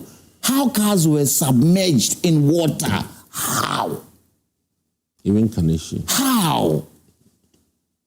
If you'll tell me, in 2026, we have AI and all this, and we are going through this. I said, go and look at history. 1966 April. 1960 April. Dealing with for several decades. Come on. Nobody can be concerned. Look, when I was at NDPC as a commissioner, and we did the 40-year National Development Plan, go read the special plan we put in there. Fantastic. What has happened to it? Nothing. So what are we living in this country for? At my age, you want me to go and live abroad? What am I going to do there? So even as we speak, we're learning that we should be expecting a bit more rain, which is why I want us to reach out to... The fact that we're expecting a bit more rain, what will we do about it? Ghana Meteo will tell us, what are the measures that we need to take to safeguard ourselves? If the rain comes again and it floods, I won't do anything because I've gone through it. Let it come and now wash the whole house down. Let it. And can you imagine those people are sleeping in kiosks? Can you imagine? Do we deserve this as Ghanaians? The kiosks were washed away. I mean, there's a video of a young videos man. Of but it is wrong. Floating on. Where is our housing planning policy? Where is it? You would have thought, Israel, you would have thought, in areas like West Legon, where flooding is so rampant, where the soils are clayey, you would advise people, if you are building, build on stilts. Build on stilts. And anybody who doesn't build on stilts, subpoena them. Too late. Subpoena them. So that hasn't happened. Okay, from this point on, what's going to happen? What's going to happen? It doesn't look like much. As you're, I mean, the kind of things you're talking about will require a whole re-engineering of the country. And even the human beings, their mindset, more so. I'll send this to Sheila. We would do bad if we're not controlled. That is just human nature. And I really think that our mindsets, people are fighting when they have to be removed from waterways. I mean, all of these things are terrible. Okay. So this is the weather advisory from Ghana Meteo. It says slight to moderate rain is forecasted for areas along the coastline and few areas within the OT region this morning. The rain may persist intermittently along the coastline and this runs through into the afternoon and evening hours. Also, mist and fog patches will reduce visibility over the forest and mountainous areas early this morning. Thunderstorms or rain are expected over the middle transition and northern sectors from later afternoon into the evening hours. All right, so this doesn't quite do much for me. I mean, it doesn't tell What does it say? Much. I would want to hear that, okay, we're expecting some heavy rains from maybe 4 p.m. or maybe 12 noon. So that's why I would wish that we'll get in touch with Meteo. If, yes, they had anticipated that we're going to get some rains a few days ago and they're saying it's not happening maybe today, it's going to happen tomorrow, would also want to know about it. But or have they just given us a huge time because they're not sure when the intensity of the rain is going to come? Is that what it is? It seems so. Look, we have right now, when we were doing the Akosombo Dam spillage, when we were investigating it, I was part of the committee that investigated that. I realized Meteo, they talk to all the other Meteo institutions around the world. So in South America, El Nino, if it's coming, they talk to them and let them know what the impact would be in this part of the world. Yeah. Is it that we don't have the wherewithal to put the things that would have to safeguard us in place? Is that what it is? We have some equipment. So you know what came to my mind? I said, when all this was going on, I asked myself, so during this thing, if we have an earthquake, what will happen? It crossed my mind. If we have and we are in the earthquake zone. Venezuela. If we have an earthquake, what will happen? This should tell us we've got to plan. This should be the stepping stone for us to now sit and say, how are we planning towards these weather storms? Because it's going to get worse. Go to London today. The heat. The heat. I just came from London. And thank God I was in London when this happened. The heat, Israel. You can, underground, forget it. Okay. Forget it. Even the tubes have been stopped. Yes. The heat. And when you wake up in the morning, you're drenched with sweat. It goes to show things are changing climatically. We are getting heavy water. They are getting heavy sunshine in their summer. In our rainy season, we are getting water. What are we going to do about it? It's not a question of throwing money at it. It's a question of sitting down and planning how to handle these things. Let's go to Netherlands and let's ask them. It's a case that we don't know. It isn't about what happened in Netherlands. No. We know. No. Israel. I'm sure the experts here in Ghana. Israel is not a question. It's not that. It's not that. We know the topography of Accra. It's flat and below sea level. There should be dugouts. We know that is a constant. It's flat land. What happens with flat land? So if you build in depressions of flat land, what will happen? Those areas that catch water, what have we done to them? And you see, apart from the fact that we are flat, we also get water from the mountains. Once upon a time, those mountain areas didn't drain too much water because we had strong vegetation there that captured water before it came down south. Now what's happened? Inhabited. What's happened? So we certainly, not to politicize it, but I think that storm drains very important and we cannot wait. You can't have storm drains that are narrow. Well, I mean, but either way. You cannot have storm drains that are narrow. No, we've got to plan it better. Be big man, small man, you built in waterways, go break the house down. What is available, the dredging has to happen.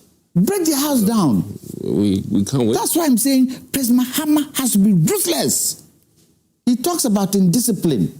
That a lot of these things has got to be within the discipline of Ghanaians. Be ruthless with them. Be ruthless. If it's your MP, if it's your minister, if it's this. We have judges, ex-military officials, all kinds of people in the higher echelons occupying some of these places. And you know, if you go to this reserve, what do we call it? By Sakumono. Ramses site. Yeah, we have. You'll be surprised, and this is terrible. Let me ask you a question. Will they take you there when they die? No, but my point is that people who should know better. They don't know better. No, let's show them what is better. That is my problem. Why should we have this? That is my problem. Why should we have this? I believe this is Awudome, right? Why should we have this? And mind you, we've had fantastic construction there recently, which means that as part of the construction, the path of water was not even considered, you know, and you know, our planning should change. Maybe we can. Our planning of building houses should change. Rechange the cemetery and do a very deep water holding station. I mean, these are some of the things we need to do. Go on Google, you know, and find out how Japan sorted its flooding problems out. These are, I mean, yeah. Fantastic. Yeah. We have to wake up.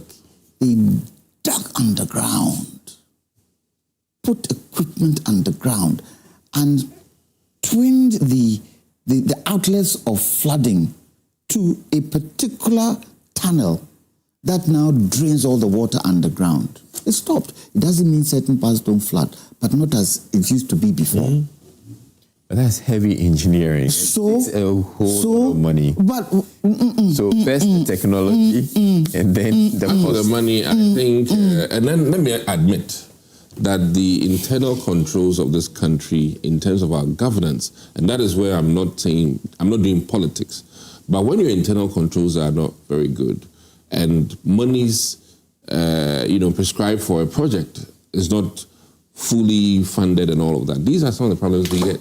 So we need to, as part of all of this, and I always keep saying that NADMO is not for mattresses and rice, but we've made it so, and we've also made it such that the trained engineers are not at the forefront of NADMO decisions, and we've rather politicized a very important institution where people. I mean, some of our institutions should not be politicized. We should have experts running them. So essentially for you, NADMO should be at the forefront of directing that this should be done, that should be done.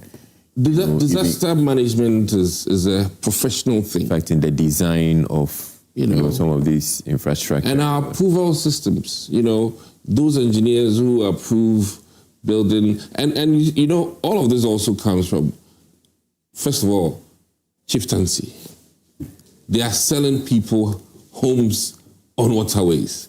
I mean, literally, I saw the MC at Dansuman, Ablekuma West, going through places where literally people are building, on a path of water. And the chiefs, they've given the assembly to, how the Ghanaian thing is. People tell you that build first. Build quickly. Build quickly. When they come, you give some brouhaha, I don't want to mention things, and then your problems will disappear. So we have a chronic issue. It requires serious-minded people, and it requires cracking the whip, as you're saying. And it so happens that it is a Mahama administration, and when we go at him, it's not because of politics, but he's basically the main person in charge. And we need to train more first responders. We have to ensure that they are paid, on time. And fire service needs to up their game. This is not politics, because fire and floods comes in their domain. As you are well aware, ordinary vehicle accidents, usually you have the ambulance and the fire service there. That's how it's supposed to be. But in this country, you're even lucky if you get the ambulance, let alone have fire service at your behest. Granted, we don't have enough tenders in this country, and our population has increased. And this begs the question, what are we waiting for to move our capital? What are we waiting for to move some governmental institutions out of Accra? Now, should this Amasaman Road be completed, getting into Eastern Region will be easy. Or Cape Coast, if the almighty Winneba Road is done, or even Winneba, so that, we move up. But how is that a solution? No, urbanization in terms of, and mind you, so waste management. Relocating the capital, waste management. Better plan. No. Decongest. Let me be very categorical about this, Mr. Janswa, that population increase also contributes in the sense that people will build waterways. I said that is not the solution, Doc. You know what the solution is? Mm-hmm. We should make sure that every region is developed like Accra. Wow, we should make sure. Go to Malaysia today. Mm-hmm. Go to all the regions in Malaysia. Some of them don't even come to Kuala Lumpur. Some of them don't even come to Kuala Lumpur. It's not a question of moving the what do you call this? Because if you move it, the people will move with it. But at least you would have decongested. Yes. But if you develop the different regions, will people move? It comes with movement. Will people move? Silicon Valley. If the right hospitals are in place, the right schools in place, the right infrastructure in place in most of the regions, who would want to come to Accra? No, who want to? But as Ghanaian, and we talk money. Why can't we decide? That a certain percentage of those natural resources that we make money out of should be put towards some of these things? You are trying to bring gold boarding. So wait, I'm coming. Our oil, our gold, our cocoa. These three. A certain percentage should be put aside to do these things. Have we done it? Even the entire amount that's coming in, we're not sure how it's being used. Well, we stretch it thin.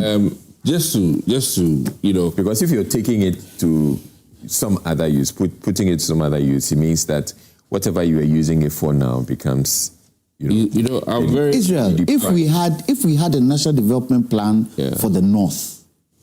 For the north alone, because in the north, water is key. An authority. Water is key. If we had developed the north, who will come from the north down to the south? We had an authority. We didn't see anything. So who will come from the north to the south? My point again, Lagos did it.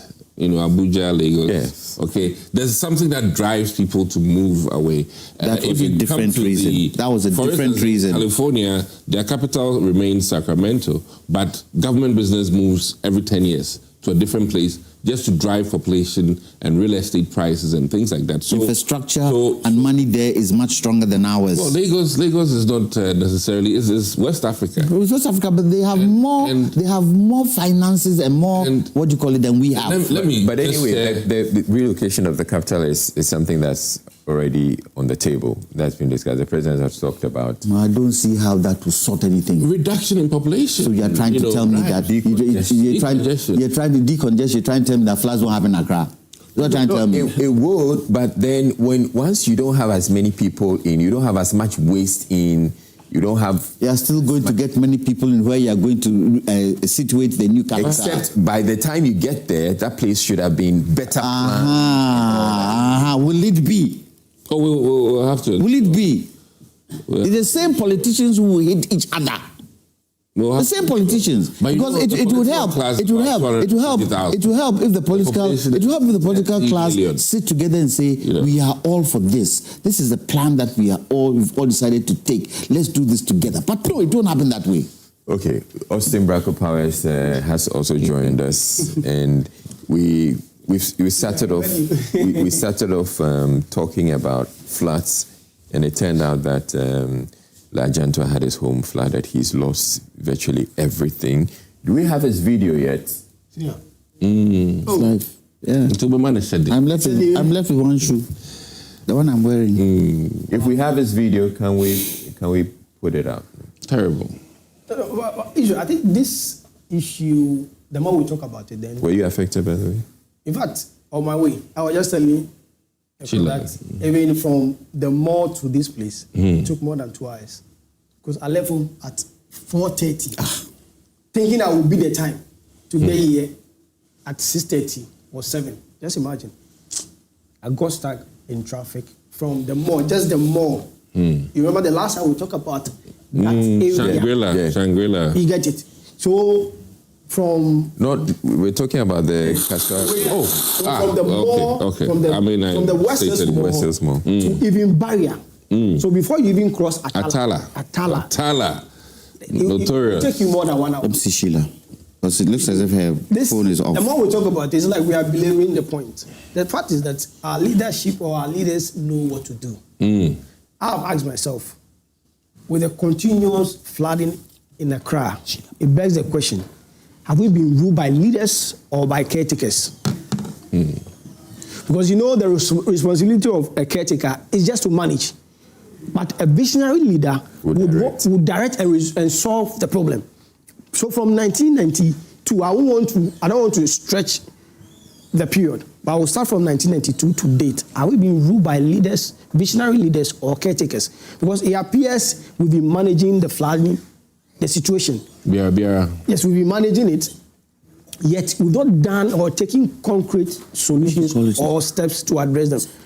We know the solution. Look at a lot of homes. In fact, when you look at, in some homes, when you look at the level of the water. Yes. It even got to the rooftop. Look at this. It's so disastrous. And it's surprising.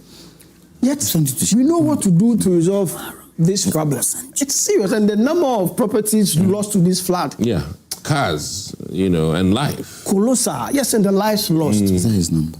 In fact, overall 30 with we cannot origin in addition. We cannot even state with certainty the number of lives will be lost to the flood. Some will come up short after a while. Because some are buried beneath the rubble, the water. Even some have been washed ashore too. And there's nobody to say, I lost this person. Exactly. So we cannot quantify the lives we've lost, the properties and other things. It's so disastrous. And funny enough, when I hear the politicians, they politicize the whole conversation. Well, today I've tried not to. No, I'm not honorable, not you. But when I hear some of even your leadership, Afenyo Markin and hear the majority leader in parliament, they politicize the whole thing. This person says, you had the opportunity to do it, you didn't resolve it. Another says, you also have an opportunity. But is that the conversation? Is that the conversation you should be driving at? Israel? That is the problem. I've said that if we allow key conversations to be lost to partisan politics, we won't have winners and losers. We will all lose. Because nobody will be ready to solve the problem. Because everybody will take an intransigent position because they want to defend their bread and butter. And that is not how we move this country forward. So it's sad that we are having to deal with this. And a number of solutions have been preferred. Are we confident that these solutions, will be actualized? Let's watch, this is the video of Kwame Jantwer's. Is that your property? No, that's the next door neighbor. Wow. So it's heading to my house. Mine is next door to that. This is the water. This intensity of the water. Where's this one? Okay. There's literally a lake. The water is heading to your house? Yes. The flow. Yeah. Wow. I'm next door to him. So essentially downstream. Yes. Wow. And I could see the water come in. I could do nothing about it. No, because there's nothing you can do. Nothing. Is there no drainage there? Drainage. Please. There's no drainage. So there's a drain, clearly. Clearly, no, this one is too huge. This is it's too huge for this. Some walls have been broken. Yes. I mean, in fact, I don't know if Israel, you also saw a video from Lagos. Oh yes, there was Lagos. There's Lagos. They also got affected. In USA recently. Cote d'Ivoire. And there's Kentucky. They always have. We're concerned more about after bridging. So the thing is, I'm just trying to drive home the conversation that if it is one-off flooding, it's okay. But when it becomes repetitive, it becomes a major concern that we should be talking tough. Yes. The thing is that, Israel, are we sure that if we had, constructed the drains and all that, it would have mitigated. Exactly. But it wouldn't have resolved. Not at all. Mitigated. We don't learn from history. What happened at Circle? Junta. Yeah. What happened? This is more than that, though. No, but what happened? That was telling us be very mindful and careful. I bet you, if ECG didn't turn off the lights in most places, you'd have seen the fires in the houses. Because a lot of the houses we have today, those which have been built earlier, all the wiring is gone. It's gone. In fact, there was an incident in my house. Let me just share with you. You know, the gas tubing, because the gas is outside and the rains had, you know, we literally almost caught fire. You know, just the gas tubing being in the flood water for some time. So these are very serious matters. Look, Israel, I was out on my porch, trying to control the water, not knowing what was happening in my kitchen. When I opened my kitchen door, I have a huge freezer that had been turned over. Wow. Been turned over. My fridge turned over. I asked myself, did anybody come in here to turn this thing over? Water. It is not something that anybody should go through, but we've got to do something about it. And the Kaswa Road, let me put on record, I think that based on traffic time and all of these things, government needs to be there, taking action. This one is not talk, and this is not a municipal level work. And that's why I say that, you know, this one you go in at the high level. You centralize it. You know, where there are some hot spots, let me put it that way, that needs action. I'm learning that they're clearing the silts on the road. Did you observe that on your way? They are not doing that. In fact, they are not doing that. This is Eyewitness News, direct. Israel, they are not doing that. I drove through that lane. They are not doing that. In fact, I didn't see anybody. You would notice that usually it is these area boys who would just come on the street. They will be holding shovel and they will be trying to patch a little. No earth moving equipment. Israel, the thing is that they must show us. I just drove through the place. A lot of 4:30 a.m. Israel. And he's going back through the same wahala. Through the same route. It's terrible. Israel, I hope nobody got hurt. You know, Fiesta Royale, the traffic lights. Yes. Then you cross over. As you go down, there's a drain. Yes. The road was literally broken.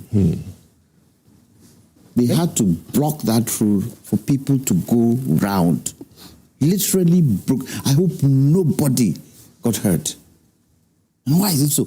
And as you drive on that road, you see the concrete being eaten into.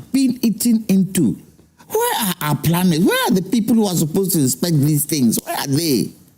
President Mahama should sack some people. He should sack some people. I'm not sure that will happen in this country. Because I don't see how. Engineers sit in offices. Engineers would have resigned by themselves. Yes. I don't understand it. So I asked the question, who takes care of Ghanaians? Yes, some of the challenges come from ourselves. Yes, Nyame.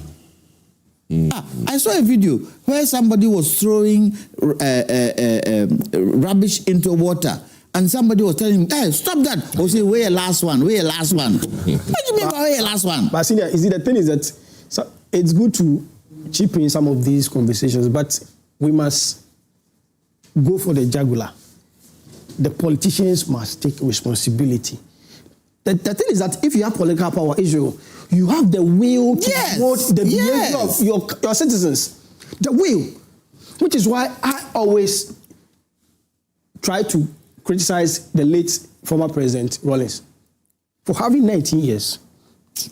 And you couldn't mold Ghanaians to a level. Yes, to a level that when we even see rubbish, we will be convinced and convicted to pick it up. Not even like Singapore, like Kwame Nkrumah.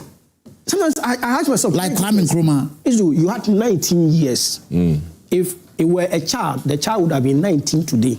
You had 19 years, huge numbers to mold, change the destiny of this country.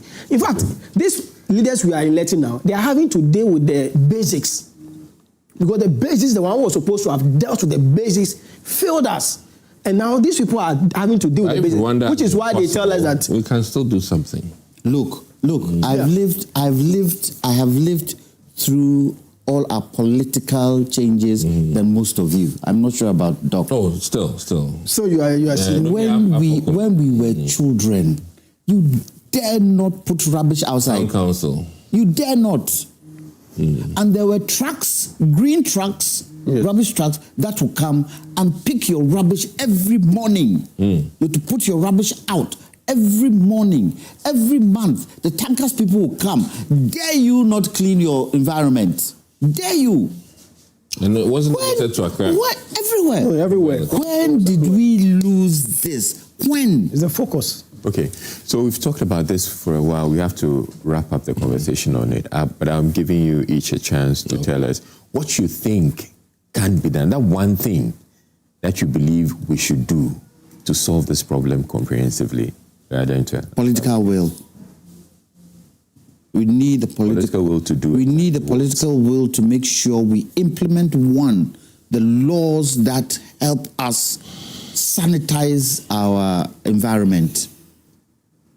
We need to work together as a people on national issues that affect the people. There are certain issues that are political. Yes, we agree. But there are some that are national. This is one of them. I expect President Kufuor, President Akufo-Addo, President Mahama, Otumfuo, the Chebi Chief, civil society, God Chief, is here. all those, that matter. I expect them to sit around the table.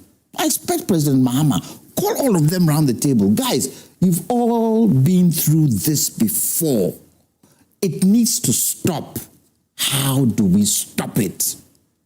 And they need to sacrifice. And by doing so, you know what happens? It brings political parties together. It brings parliament together. This is something we need to sort together. But that arrowhead, who is the president, should call it. And if they call you and you don't come, then we know you are saboteur of the country. Oh, doesn't President Kufuor have experience of flooding? Yeah, he does. Doesn't President Akufo-Addo have experience of flooding? Doesn't Otumfuo have experience of flooding? Doesn't the car chief have experience of flooding? Don't all these people have experience of civil society? Don't they have experience of flooding? Why aren't we calling such a meeting for people to see that we are serious and we are doing it in what pockets? Doc, mine is more dredging and debris management. That's what I'll leave for now. That is the immediate thing that has to be done. And it will relieve many homes. Yeah, dredge. Is it dredging only during the rainy season or dredging throughout the year? Well, for me, dredge. The small gutters we have, you empty them. No. Increase the small gutters. Increase the small gutters. Those small gutters, you see, apart from the debris that is getting the gutters, the mud and the silt is also getting the gutters. So So open those gutters, make it bigger. So the issue of mud and silt, I keep asking this question. Elsewhere, you don't, in the developed countries, everywhere you don't covered. Encounter the sand and the silt. Because if you look in our drains, you see that there's quite a bit of silt. Like on the roads, for instance, then you have mud sitting on the road. Where is it coming, or why is it that we have Uphill. a special Uphill. And the trees that are supposed to be holding them are all gone. Yeah. Look, my road is Latrite Road by my house. It's Latrite. They did all the roads in the area. That road they didn't do. And so when the rain comes, it sweeps everything. Erosion. Is it? What? We must begin to sack some people. Heads must roll.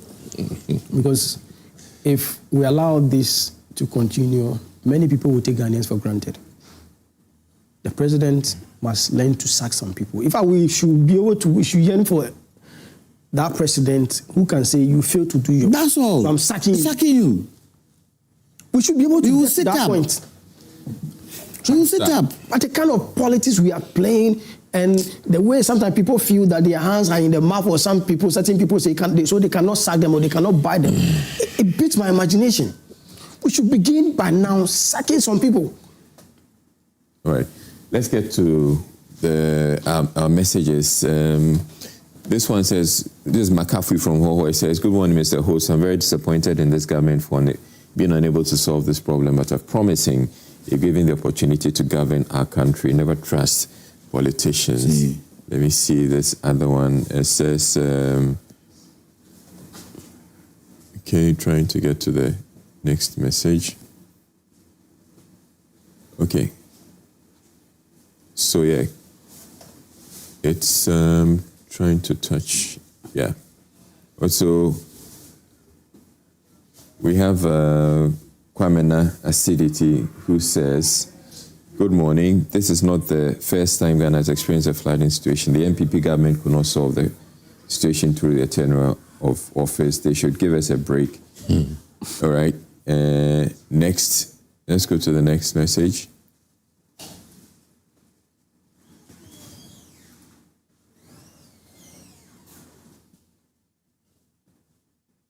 Okay, we'll try and bring some more of the messages, but let's move on and talk about inflation. So inflation has seen the second consecutive rise month on month, and it's now come to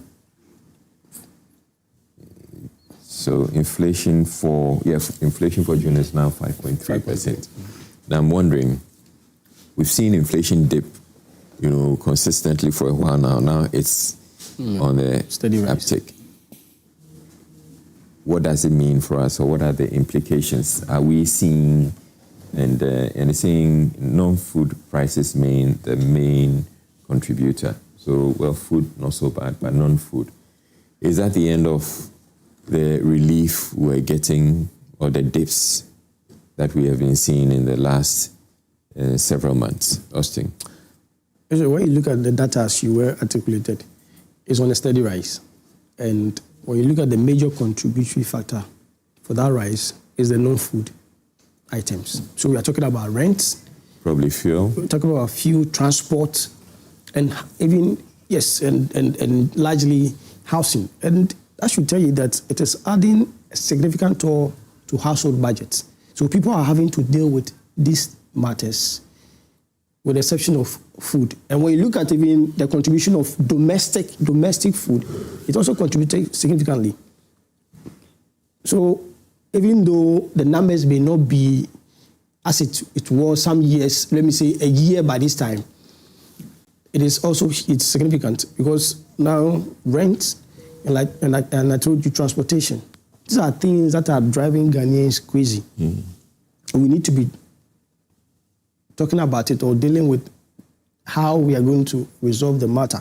And let's not be deceived that because fuel prices have reduced, so by reason of that, you would also receive, or you will get some reprieve. So, because of the hectic traffic in town, transport operators are having to charge more. Now, a fare that was supposed to go for 7 cedis, they will tell you 15 cedis. If you don't have the money, don't join the bus. And surprisingly, you have significant number of people. Yes, they increase it. By themselves. And when it by themselves. Even worse. They tell you that to go to Kaswa, they will increase it to 20 cedis. And if you don't like it, just get aside and let somebody else. So it is killing Ghanaians. We should be talking. And the thing is that because it is 5% this month, does not mean Ghanaians will enjoy some largesse of goodies in their pockets or in their life or in their household. They are still having to deal with significant hardship, and the government must try to do something about the situation, because using the numbers to tell us that the economy is good or the inflation is good, because last year by this time it was 13%, over 13%, a little over 30%. So if it is a little over 5%, it doesn't mean that our pockets are better off. And that's what I'm saying, that when you look at rent, issues of rent, because the non-food items that are driving the steady rise are rent, transportation, and other matters that Ghanaians are having to deal with it consistently every day. So For me, Israel, the conversations must be had that the system is not as easy as people may think, or as a politician may want to create the picture for the Ghanaian, ordinary Ghanaian to understand. Things are tough. Sometimes looking at people asking for even 5 cedi a day, it's even a problem. So we must be able to know how to ameliorate the economic hardships in the country to allow Ghanaians to also breathe, because they are also human beings. So the NPP has been saying for a while now that the inflation figures we're seeing doesn't represent what's the realities. Yeah.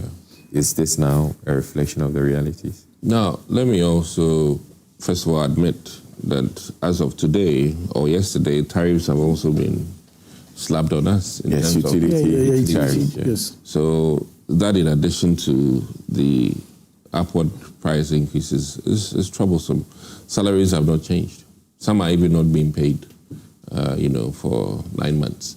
Now, there's also a lag always when there are troubling times in terms of war, when you actually, get to feel the brunt of the Iranian situation.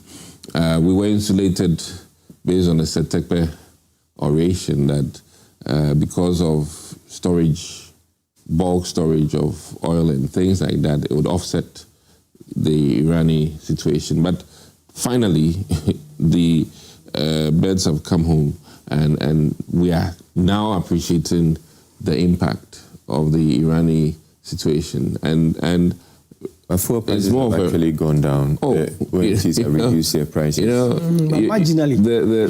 We got some good figures. It could have been lower, then transportation would be lower. So there are many ways. In New Jersey, fuel prices are very low, but you pay many tolls. So government will get you one way or the other. In our situation, fuel may be low, but the tariffs have been hit. I mean, electricity, we're paying more for electricity and water now. And even the water is not, safe drinking water, based on, Galamsey activities. So I think that one way or the other, the reality is hitting us. Finance Minister, if he'll be truthful, the even monies needed for the Agric Ministry and other ministers who can help offset some of these costs on the ordinary people, I've been struggling.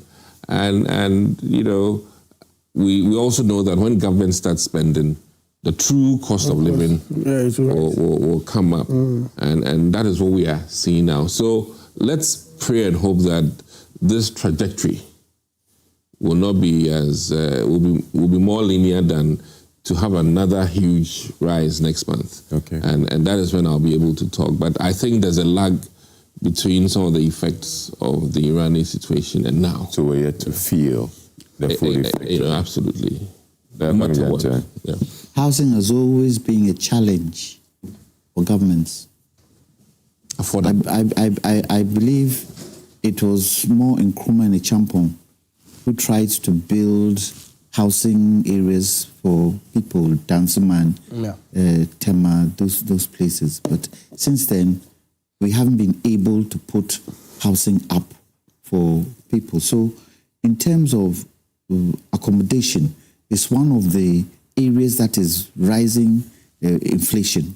Now, government is trying to bring in some kind of rent control where people are not supposed to charge 1 year, 2 years. The most you can do is 6 months. And that is what the law says. So they have to be able to implement it. The other is transportation. For me, transportation has got to do with public transport. Why aren't we having an effective public transport system in this country? Why? So let's take Fourth Republic. If we had started then, would we not, to date, have good public transport system? When you go to other countries, when I was in London, I sold my car because my house was next to a tube station. I can go and come anytime. Okay, I can go and come at 12 midnight. I think that your road networks are not good. It's all part and parcel of it. So if you have the buses, no. This is where the plan comes into focus. Because unfortunately, we have built so close to the roads that there's no way to expand the roads. So look at the if I can call it the ceremonial road where the Flagstaff House is. Look at how narrow that road is. If they want to increase that road, which buildings are they going to break down? Where is the planning? Then you come to, and look, one of the major rays of this inflation is local production. Yes, domestic, yeah. Domestic production. And it's got to do with cost of production in this country. It's high. Why? Why? If we say CD is stabilizing, why should cost of production be high? What is creating it? Then you have got imported goods. Imported goods is one of the areas that is raising inflation. So what goods are we talking about? Look, this tongue, we need to control it. This tongue, we need to control it. We need, look, I don't drink all these series and these things. So below, come on. The other northern drink, what is it called? Lamoji. I'll drink it. It's locally produced. But the cost of producing it is high. We need to look at that. Then, when you even look at, you talk about fuel. Right now, and some of us have been talking about this for years, that a certain proportion of Ghana's oil should go to our refineries. Today, President Mahama has given a certain tranche of GMPC's oil to send to a certain tranche to Tor. Now, it doesn't mean that prices will come down because it's all international prices, but we can be deliberate and say, since we are producing it ourselves, this is the price that we would work at. And that goes towards bringing inflation down. We can't dictate the price. We can't dictate the price, but we can be deliberate with it. Depending, it's not even the crew that's coming from Jubilee or any of our fields. It's priced by international market, but this is GMPC's. But GMPC has a percentage. Yes, has a certain percentage. Maybe they can decide that would be suggesting that we're subsidizing our fuel. We don't want to do that. But I don't think it's a question. I don't think it's a question of subsidizing. There's a certain profit margin on all the what you call it we do. We can decide to reduce our profit margin on some of our crude. We can decide to do that. It's about the same thing. If you reduce your profit margin, you're eating into whatever revenue is coming to you. And if that helps Ghanaians, is it bad? No, it doesn't help because you need also maintenance and equipment. But you budget for all those things, don't you? You budget for all those things, don't you? We are not even. Someone will say we are not even seeing top. We don't even know where they are. Why aren't we seeing top? So internal control. It's a management. Internal control. I'm sure there's a lot of waste in the system. There's a lot of waste in the system that can be controlled. There's a lot of waste in the system that we could control. And if we can be able to control that waste, that can go somewhere else. Another one they brought up was education. I don't see how education can... But education is part and parcel of it. Now, 4-year-old is paying like a university student, which doesn't make sense. I mean... It depends on where you decide to send. Listen, on average. But no, Israel, you would want to send your child to a good school. Everybody wants to send their child to a good school. On average, it's baffling. Yes. That now, from about 4 years to 12 years, they are paying like university students. In this almost country. 4,000, 5,000. How does it make sense to me? 4,000. How? Land you buy in Ghana, you get a dacha in South Africa. Land you buy in Ghana. Flooding. Yes, you get a dacha in South Africa. TikTok where the assassin out in Kakra, the Kakra is not But I think we must be able to.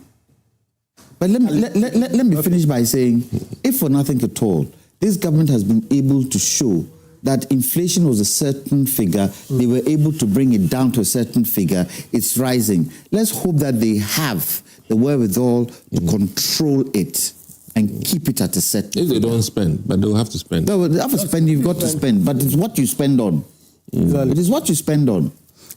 I wanted to add that the issue of the 6 month rent. That finds expression in the Rent Act is no longer feasible. Why? The thing is that I've said that provision has been overtaken by events. Mm-hmm. And the reality is that investors, landlords will put up structures with the expectation that they will recoup their investment within a stated period of time. 10 years. 10 years. So if and do some wait for 10 years? Some don't wait for 10 years. They don't. Some don't. They don't. But hardly will they wait for 10 years. So Israel, we've been unable to implement that particular key provision for a long time. For well over 30, 40 years. Yes.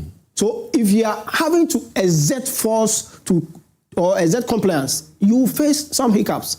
So I'm saying that provision has been overtaken by event. Let's amend the Rent Act and make it 1 year. Because already landlords are charging 1 year. 1 years, you're lucky. They're lucky. Yes. So those who are putting up, those putting up these new apartments are charging 1 year because of the amount involved.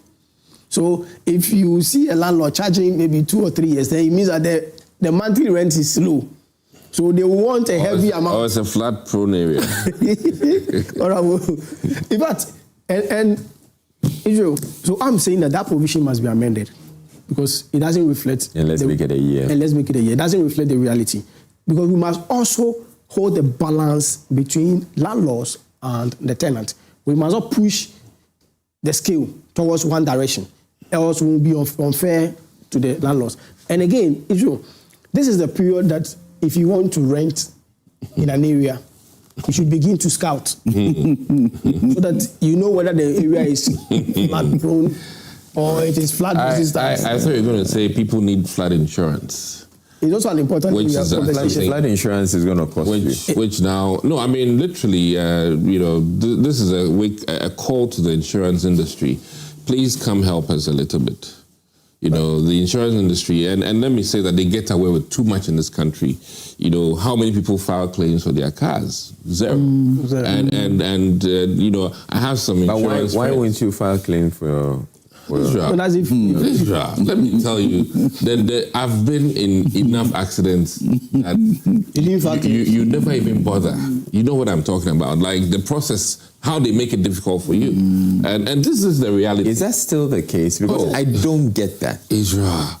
Maybe it depends on the car you use, but let me go into GPRTU. Many of those buses, when they hit somebody, they go repair. No, I'm just saying. I mean, and it's still insurance. So since he doesn't appreciate it, but my key point is that in this country, insurance industry gets away with a lot. Let me be straight with you, and that is why I'm also saying that in this flooding situation, they are too mute for my liking. They have to. If people have insured or they bought flood insurance, they should be able to go and make claims. But we don't actually appreciate insurance in this country. No, it's not a conversation we normally have. That is my key point here. So this is a time where flood insurance can come up.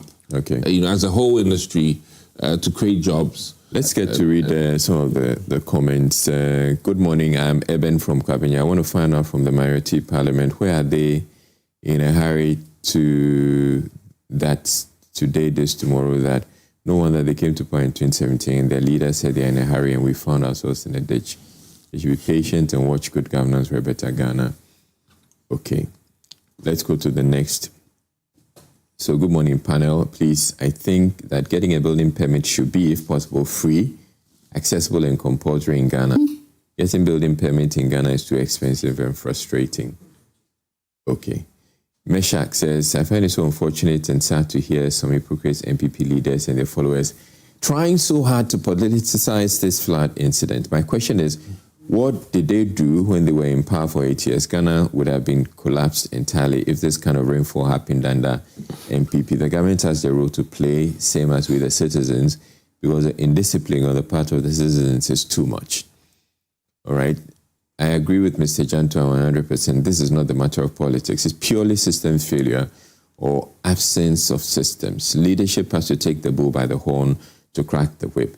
And discipline is just too much. Similar floods just happened at Côte d'Ivoire. Africans, we have to wake up with our plans. Good morning, Israel and your panelists. Ghana's flooding problem is simply as a result of we all condoning and accepting politicizing all our institutions. There is no long-term experience and technical people in the assemblies have to please, in the assemblies have to please the political head to secure their jobs. That's Asameni Boateng. It's an issue that we've talked about before. Akonsi Gariba from Tamale says, good morning, Lai. Those who are saying that flooding, Accra flooding is not about politics are hypocrites and dishonest people. The current management of the economy of Ghana, what were their views and comments about Accra flooding? The two major causes of the Accra flooding are hypocrisy and dishonesty to the realities of the moment. Hadi Ahmed says, from Pig Farm says, good morning, brother. Perpetual blame by Fenyo Marking and his MPP will not solve the problems facing Mother Ghana. We must be bold and courageous enough to hold ourselves to blame. The well-being of our dear nation is far more important than placing all the blame on one political party. The truth is, we all have a role to play in either the progress or decline of our dear country. Mother Ghana should never be reduced to individual or partisan interests. It must always be our collective responsibility and shared vision. If we truly want to see lasting development, then every citizen must become actively involved. Right, let's go to our next. Good morning, Mr. Israel, and to your panelists. I totally agree with Mr. Gentua, with what Mr. Gentua said. Politicians should develop the North to reduce rural-urban migration. Moving public offices from Accra wouldn't solve anything because people will move alongside with it, and the same problem will be experienced wherever it's moved to after some years. Then, hello, it's good to see you on TV again, Israel, after a long break. My thoughts about flooding. Employ the unemployment in the sanitation area. Okay, employ the unemployed in the sanitation area. Pay them well, and they'll do a great job. And for crying out loud, stop politicizing these national issues. Thank you. And dear host, the unsurmountable flooding menace is very troubling. And as the rains keep coming, we are not grappling with loss of lives and property alone. We have more daunting issues to deal with. That is sanitation, diarrhea, and cholera, which can lead to loss of more lives if not tackled properly.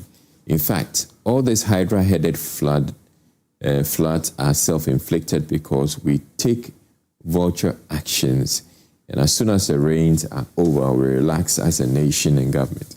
People must be punished for building on waterways and dumping of refuse in drains. Good morning, Charles Echampong Shefi Chipre Opari Zoom says, happy birthday to my brother. Okay, let's move on. Good morning. We all need to do something as a country, but at the same time, we need to at least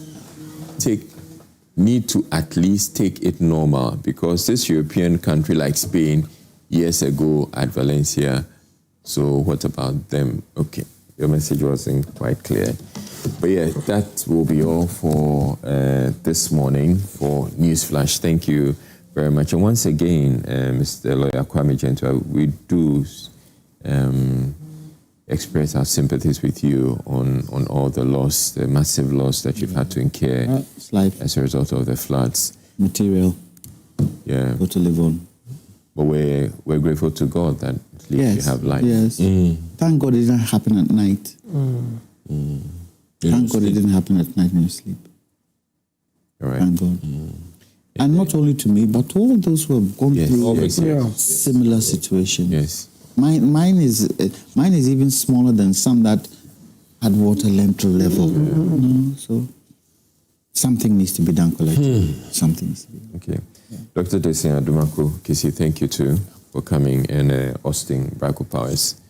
Thank you also for coming. Now, join the 2026 Ghana Science and Tech Explorer Challenge Prize Exhibition and Award Ceremony. Discover Ghana's next generation of innovators as 68 teams showcase STEM solutions tackling problems in their communities. The date is 9 July 2026 at 10 a.m. Exhibition and award ceremony 10 July 2026 at 2 p.m.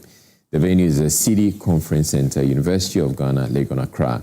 The theme, Building Tomorrow's Ghana Through STEM and Youth Skills Development. So that's it for News Flash. We're taking a break, but we have more coming up.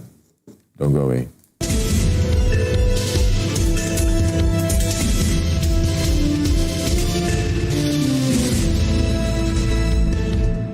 Newsflash was brought to you by Franco Trading Enterprise. Still, fun papa fee.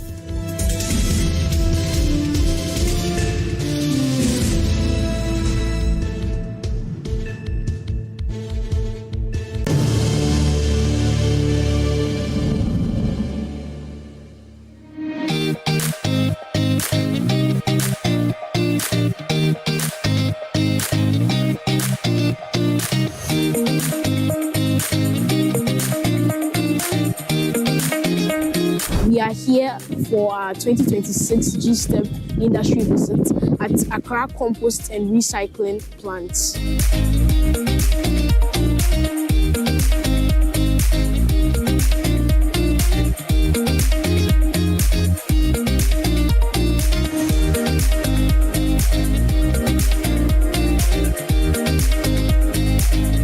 So this place is a waste treatment plant, okay? We treat waste and we also recycle waste. We are also into composting, okay?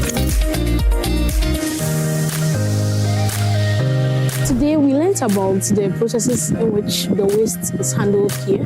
We learned that first it's sent to the weighing fridge where the waste is weighed, then it's the inorganic matter, the inorganic and organic materials.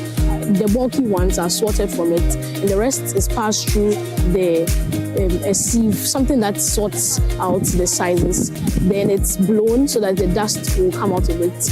Then it's taken to the recycling center, where the reusable ones, such as the plastic bottles, also known as the PET bottles, are turned into pellets so that they can be recycled into other products, such as dustbins and other bottles.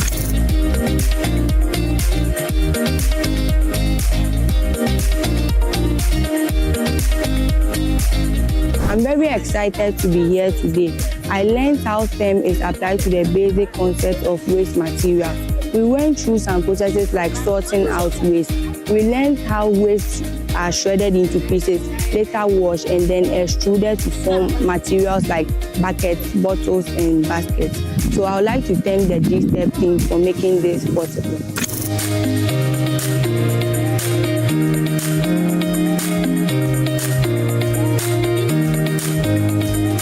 I have learned many things like how to sort waste, how to recycle them into pellets, HD, BB, and more. And I've learned how waste is essential in the community and in the country. I've acquired many skills, and I hope we come together and know how to manage waste in our home. Thank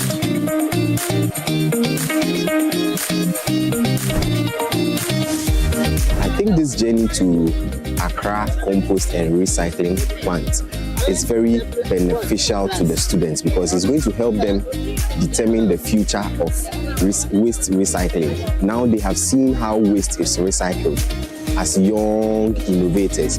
When they grow up in future, they are going to develop more things, bring up more ideas, come up with better solutions that will even help the sustainable development goals set by the United Nations.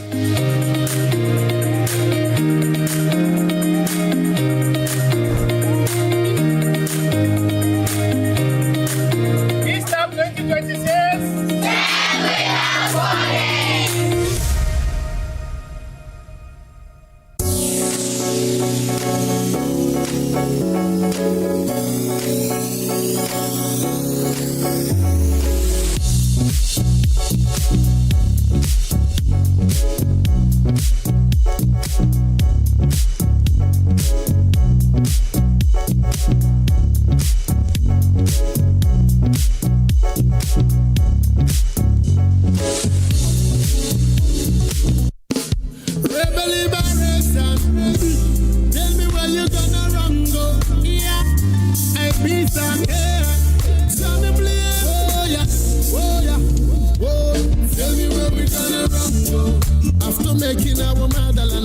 better place to live. Tell me where we gonna run go.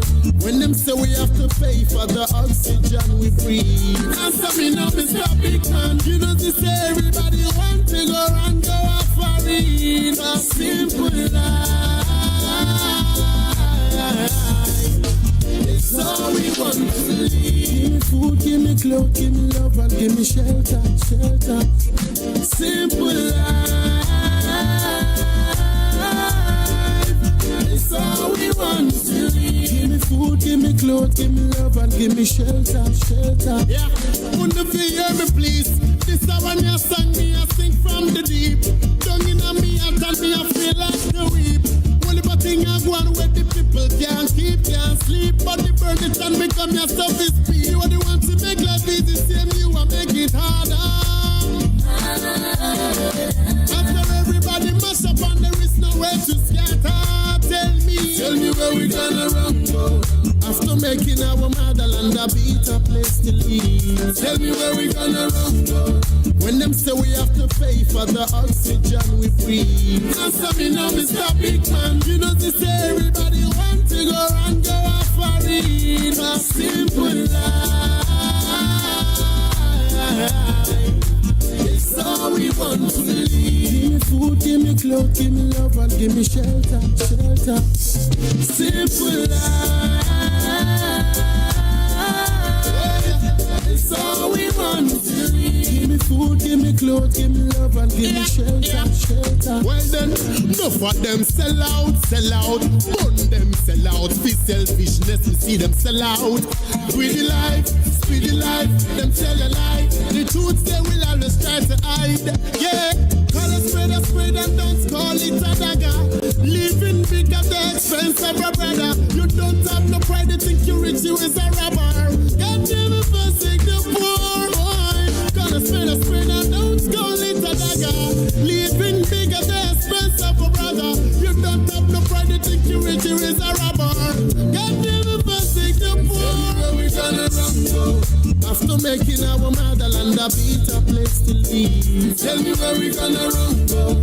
When them say we have to pay for the oxygen we breathe. Answer me now, Mr. Big Man. You know this everybody want to go and go off for it. A simple life. It's all we want to live. Give me food, give me clothes, give me love, and life. Speedy life, them tell a lie. The truth they will always try to hide. Yeah, call a spade and don't call it a dagger. Living big at the expense of a brother. You don't have no pride, you think you rich, you is a robber. God never forsake the poor boy. Call a spade and don't call it a dagger. Living big at the expense of a brother. You don't have no pride, you think you rich, you is a robber. God never forsake the poor. Where we gonna run go? After making our motherland a better place to live. Tell me where we gonna run go. When them say we have to pay for the oxygen we breathe. Answer me now, Mr. Big Man. You know this everybody want to go and go off for it. A simple life. It's all we want to live. Give me food, give me clothes, give me love, and give me shelter, shelter. Simple life. It's all we want to see where we gonna run go. After making our motherland a better place to live. Tell me where we gonna run go. When them say we have to pay for the oxygen we breathe. Answer me now, Mr. Big Man. You know this everybody want to go and go off for it. A simple life.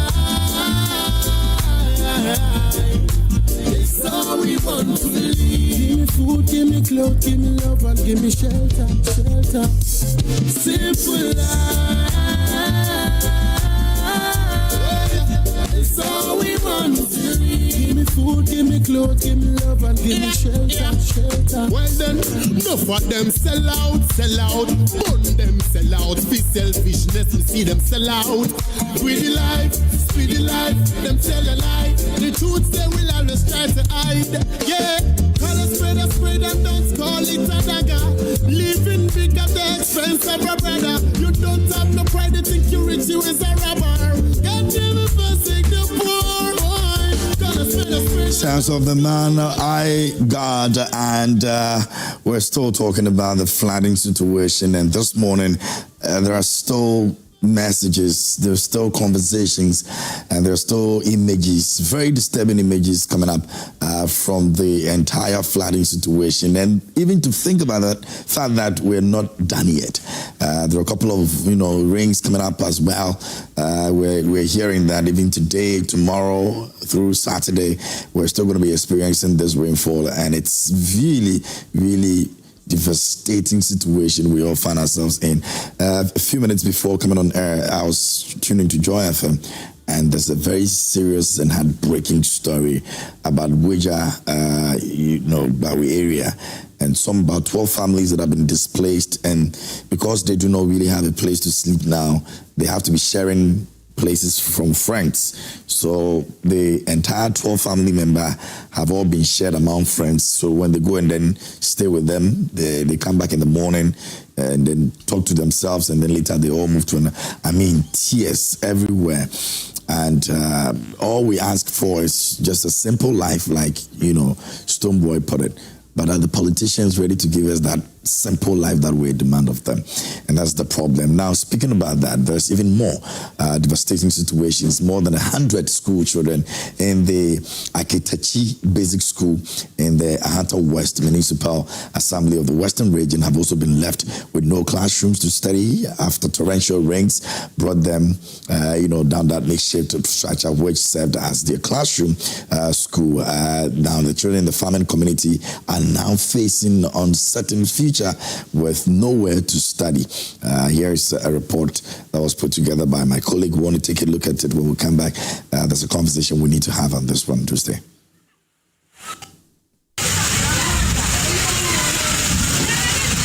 This is the moment school children make frantic effort to escape the rains that are making their way into their classroom.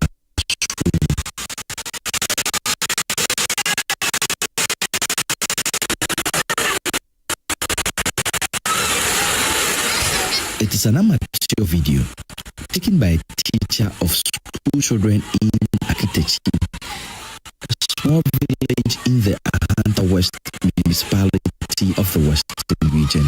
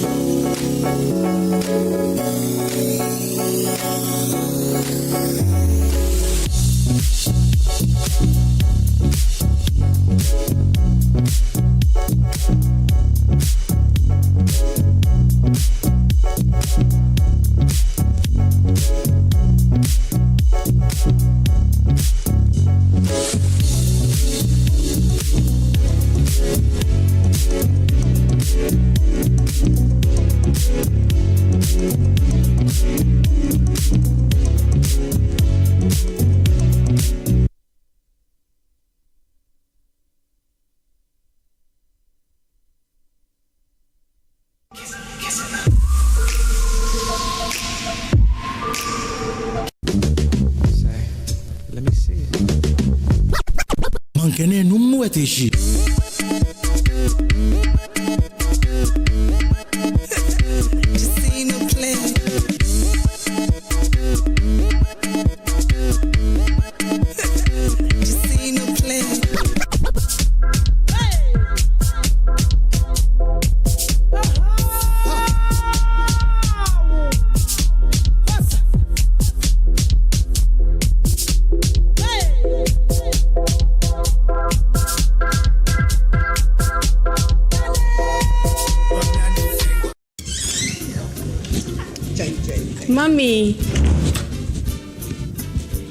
Mommy, please, I'm ready.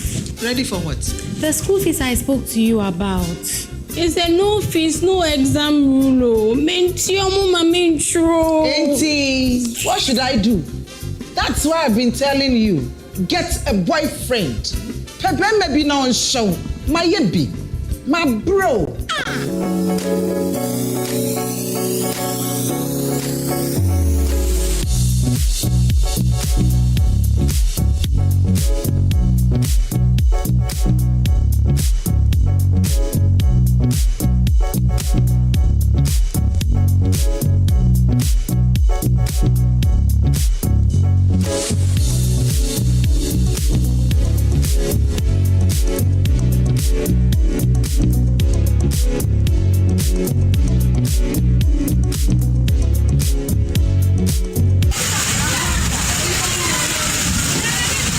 This is the moment school children make frantic effort to escape the rains that are making their way into their classroom.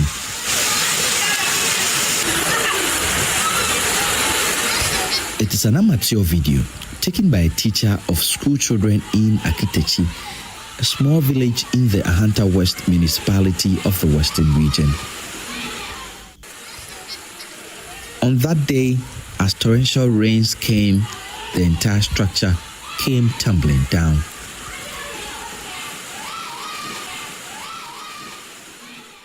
So these are what verbs. Verbs are action words or doing words.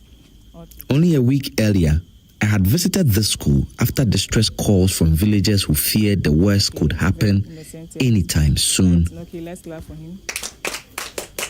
This boy is one of the pupils who stood out for me when I was first here. A lot of my friends are leaving the school. The community has no jobs, and the school is in bad shape. There are no teachers, no classrooms, nothing. Akitechi is only one of at least 50 schools in the Ahanta West Municipal Assembly that are now facing the impact of deplorable infrastructure. When it is rain, they all jump to KG1 and KG2 classrooms. Then it becomes many people like this. They are in just 2 classrooms. Community leaders here started putting money together to build a school structure for their children as years of calls on government to do its job fell on deaf ears.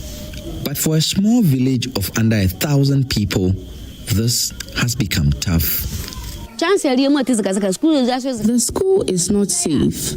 It's all run down. When it rains, no schoolwork can happen. If the rains come before school hours, we stop them from going to school. And if it rains while they are in school, the teachers also suffer.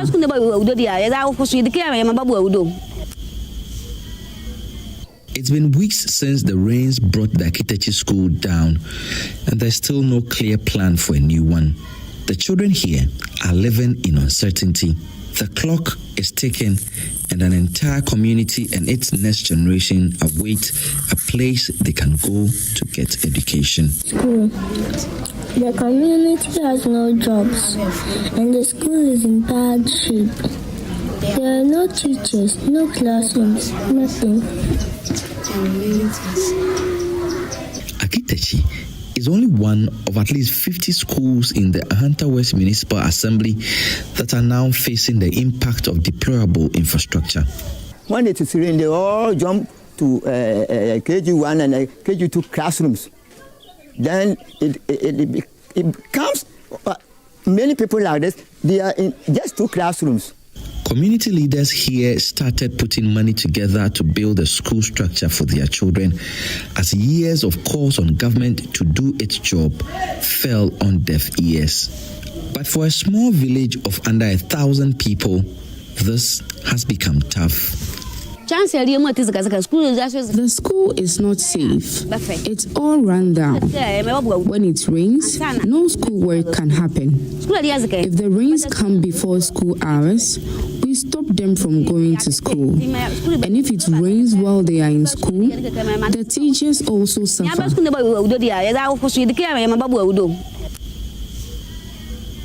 It's been weeks since the rains brought the Akitechi school down, and there's still no clear plan for a new one.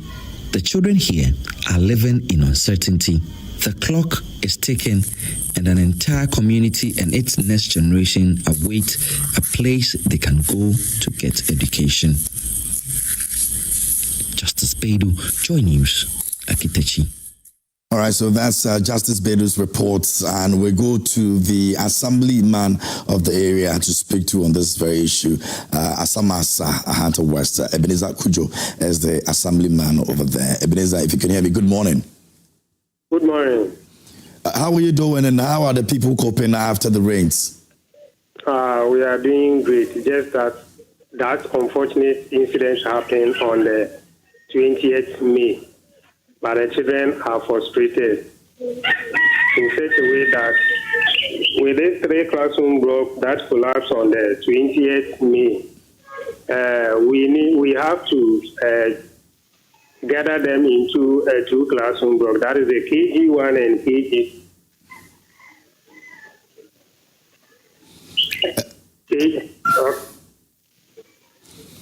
Ebenezer, can you reposition yourself a bit? I think I'm losing you. Oh, okay. Yeah, it's better. Okay. It's better now. Yeah, please go ahead. Okay, so as I was saying, yeah, since the collapsing of the 3 classroom block, it was a temporary structure which was built by the community.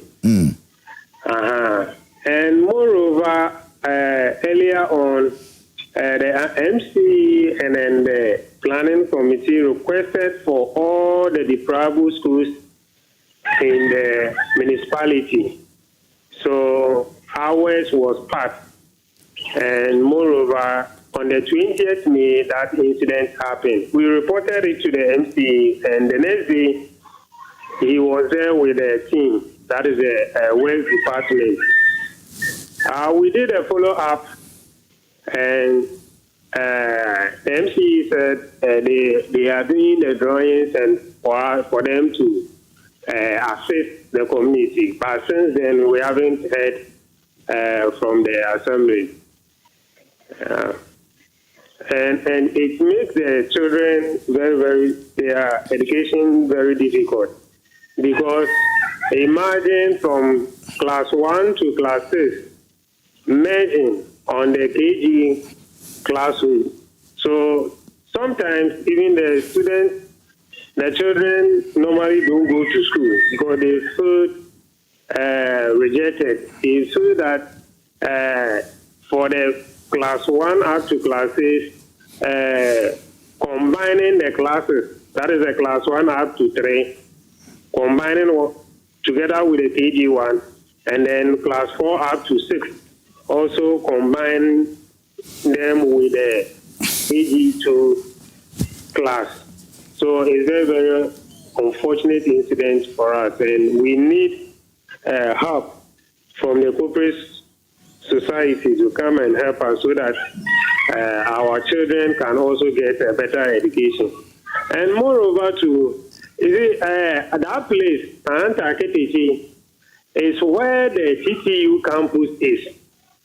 So, looking at the phenomenon on the situation like this, if the children who are coming up so that they can also have the access to the university don't have any place to have their education, then it is very worried situation in our community. So we are pleading on the government to come to our aid, and also the corporate society to also help us so that our children, our young ones, will have quality education. Okay, very well. Now, before you go, I said now, where are these kids now? Are they home, or they have people who go to their houses to teach them in the meantime, whilst we still look for solutions to the problems? For now, the students, we combine them from class 1 up to 3. Okay. We just put them into a one classroom. That is a KG one classroom. And class 4 up to K2, we combine them into the KG 2 class. So you can see how they can with them. Very well, Ebenezer, thank you for joining us this morning and sharing this with us. We're also going to continue to push this story and make sure that the authorities in charge are able to come to the rescue of these kids. You're welcome. All right. Ebenezer Kujo is the assemblyman for Asamasa, West Hunter District, speaking to us this morning on the deplorable state of a mischieved structure that was supposed to be helping these kids go to school. Now they are unable to do so because the structure has collapsed, and we're looking at how best to society we can all come together and support them. Away from Hunter West, let's go to West African Aviation. It's actually entering a defining phase as ECOWAS opens the first ever meeting of the ECOWAS Air Transport Economic Oversight Committee, now in today's story, a 2-day meeting which runs through Friday, formally activates the regional body created under 8 supplementary acts, and it's also governing charges, taxes, and fees in civil aviation. This gathering would actually fast-track reforms aimed at cutting the cost of flying, strengthening regional connectivity, and also harmonizing aviation regulation across the ECOWAS member states. Now, let's actually go to my colleague Mami Esinyameche Thompson in Lome, where a major aviation meeting is underway, to speak to us on this issue and also give us up to speed what exactly is happening. Mami, if you can hear me, good morning. How are you doing?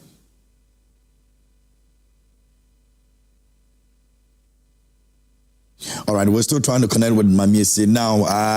It's something that is very new, and it's also supposed to help, free transport in terms of aviation, so that we can have direct flights from these neighboring countries. And so it's a meeting that is very, very important, and we'll definitely bring you details on that. We're still on the issue of support for individuals who have lost their lives, those who have lost properties, those who do not even have a place to sleep, and we're encouraging everybody out there, if you're listening to any of our stations here at the Multimedia Group, or you're watching any of our television programs, you know that we're asking for help for people, individuals, or a group of people that we can all support. Please, let's all try and support them and ensure that we're all doing our best to, make this world a better place. It is devastating, and it's very heartbreaking when you see some of the images and the, videos that we've seen a couple of days, and how some of these people are struggling to actually put their pieces together to make life better for themselves. So please, we're still encouraging everyone out there. Let's all do our best, and let's all support these individuals and groups so they can also, have some hope in the face of all the challenges that we're facing. We're going to take a quick breather. When we come back, we're still trying to connect with Mamiesi as and when we're able to get her. We'll bring you that conversation here on the show as well. This is Prime Morning. Do see.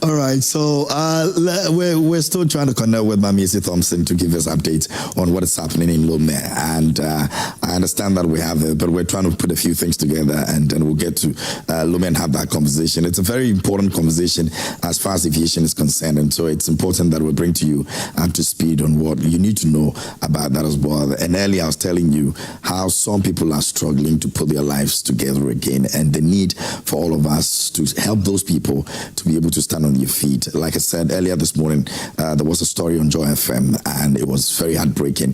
A family of 12, they all displaced, and what is happening is that because they are not able to get one place to all of them, host themselves there, they have spread them out to different houses. And so in the morning, they all come back, meet together somewhere as a family, have a conversation. In fact, they can't even do anything. They can't go anywhere. They have a conversation, and then in the evening, they disperse them to different places where they can go and sleep.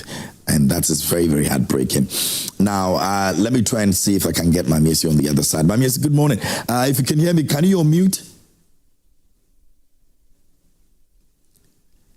Morning, can you hear me? I think I can hear you now. It's been a struggle, but we're good.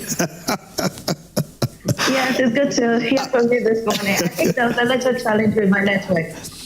That's true, but we're okay. We can hear you clearly now. I hope you're good. And how's Lome? Lome is fantastic. It's cool, and I'm currently at Hotel February, and that's in Lome, where ECOWAS is putting together this inaugural meeting of the Air Transport Economic Committee. So tell us, why is this very important, and what don't we know about all the processes that have gone through with this? So, KMJ, you remember that early this year, Ghana increased airfares.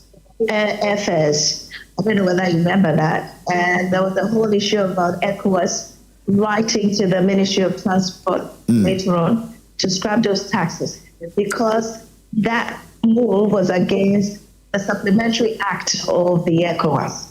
So what this is all about is that the ECOWAS Supplementary Act on aviation charges, taxes, and fees is supposed to ensure that member states of ECOWAS do not increase airfares, so that it is easy to travel to the sub-region, shore up traffic to the sub-region, and push economic development.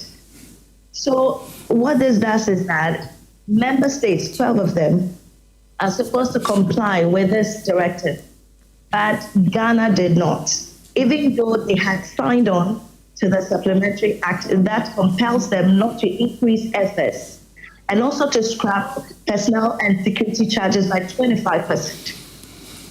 So what this does is that if these charges are brought down, it makes airfares cheaper in West Africa and then draws in traffic here, which promotes more money or income for the airlines and even government. And then it helps in economic development and regional integration. So the meeting today is actually to enforce the reforms ECOWAS is pushing for. And then this is to cut down the taxes, the charges, and then the fees. That makes flying to West Africa among the most expensive on the continent. And up to now, a lot of this has been on paper. The meeting is to formally operationalize the committee that is supposed to overlook, monitor, and ensure compliance by member countries so that it makes airfare cheaper in the sub-region. All right, very well. Before you go, though, since it's something that would need an enforcement, what are the things they're putting in place? Have they shared any, structure or something you're putting in place to ensure that they don't just have a conversation about it, but it's really enforced like it's supposed to be? Fantastic question. So this is why the meeting is taking place. It's a 2-day meeting. Okay. And this is why the committee is going to be launched. The committee under the Supplementary Act will be mandated or be empowered to ensure that the member states are whipped into line So what we're going to find out is their modus operandi, or how they're going to operate, So this will come by way of the directives that the Supplementary Act tells them to do. And then also, what we're also interested in is whether there will be sanctions for member states. That we do not know yet, because the problem too is that even though a country like Ghana signed on to the Supplementary Act to ensure that the aviation charges are not, are cut down and taxes are not reintroduced, they went ahead to introduce it because they claim that they want to improve on infrastructure in the airport. But ECOWAS later wrote to them that is against the Supplementary Act. So today we'll find out whether countries like Ghana who breach that act can be sanctioned. Okay. That will come out in the meeting today. Also, we know that countries like Cote d'Ivoire, Liberia, and Sierra Leone are, complying with the directive. Cote d'Ivoire, we know, has done that totally, but countries like Sierra Leone and Liberia have now started the processes. And just before I go, KMJ, you also know that the member countries were 50, but Niger, Mali, and Burkina Faso broke away. So I'm no longer with the ECOWAS. So you ask yourself, how are they going to, rally around these countries, especially when they are pushing for an open sky in the member states? And these people used to be part of us, and their landscape part of our region. So we also know whether there's going to be some form of interaction with these countries to push for this to come to pass. Very well, Mamiesi, thank you so much for bringing us up to speed with what is happening in Lome as far as this aviation conversation is concerned. We're going to take a quick breather with Wiyala, speaking to us with some very powerful music. And when we come back, we've got some more coming up here on the show. The Golden Girl is here. She's got some update for you on trends as well here on Prime Morning. Do stay.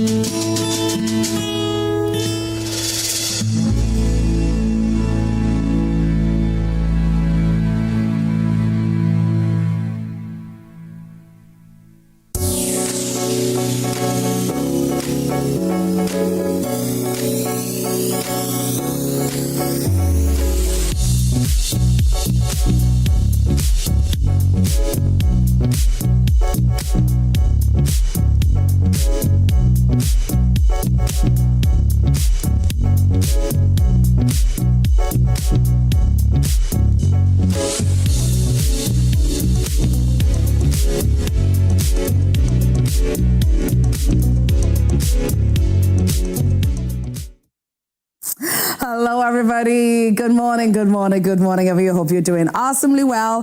My name is Asiadua Akumia, and thank you so much for sticking through and through right from the beginning of the show up until now. Now, the conversation or the show is about to get more and more interesting.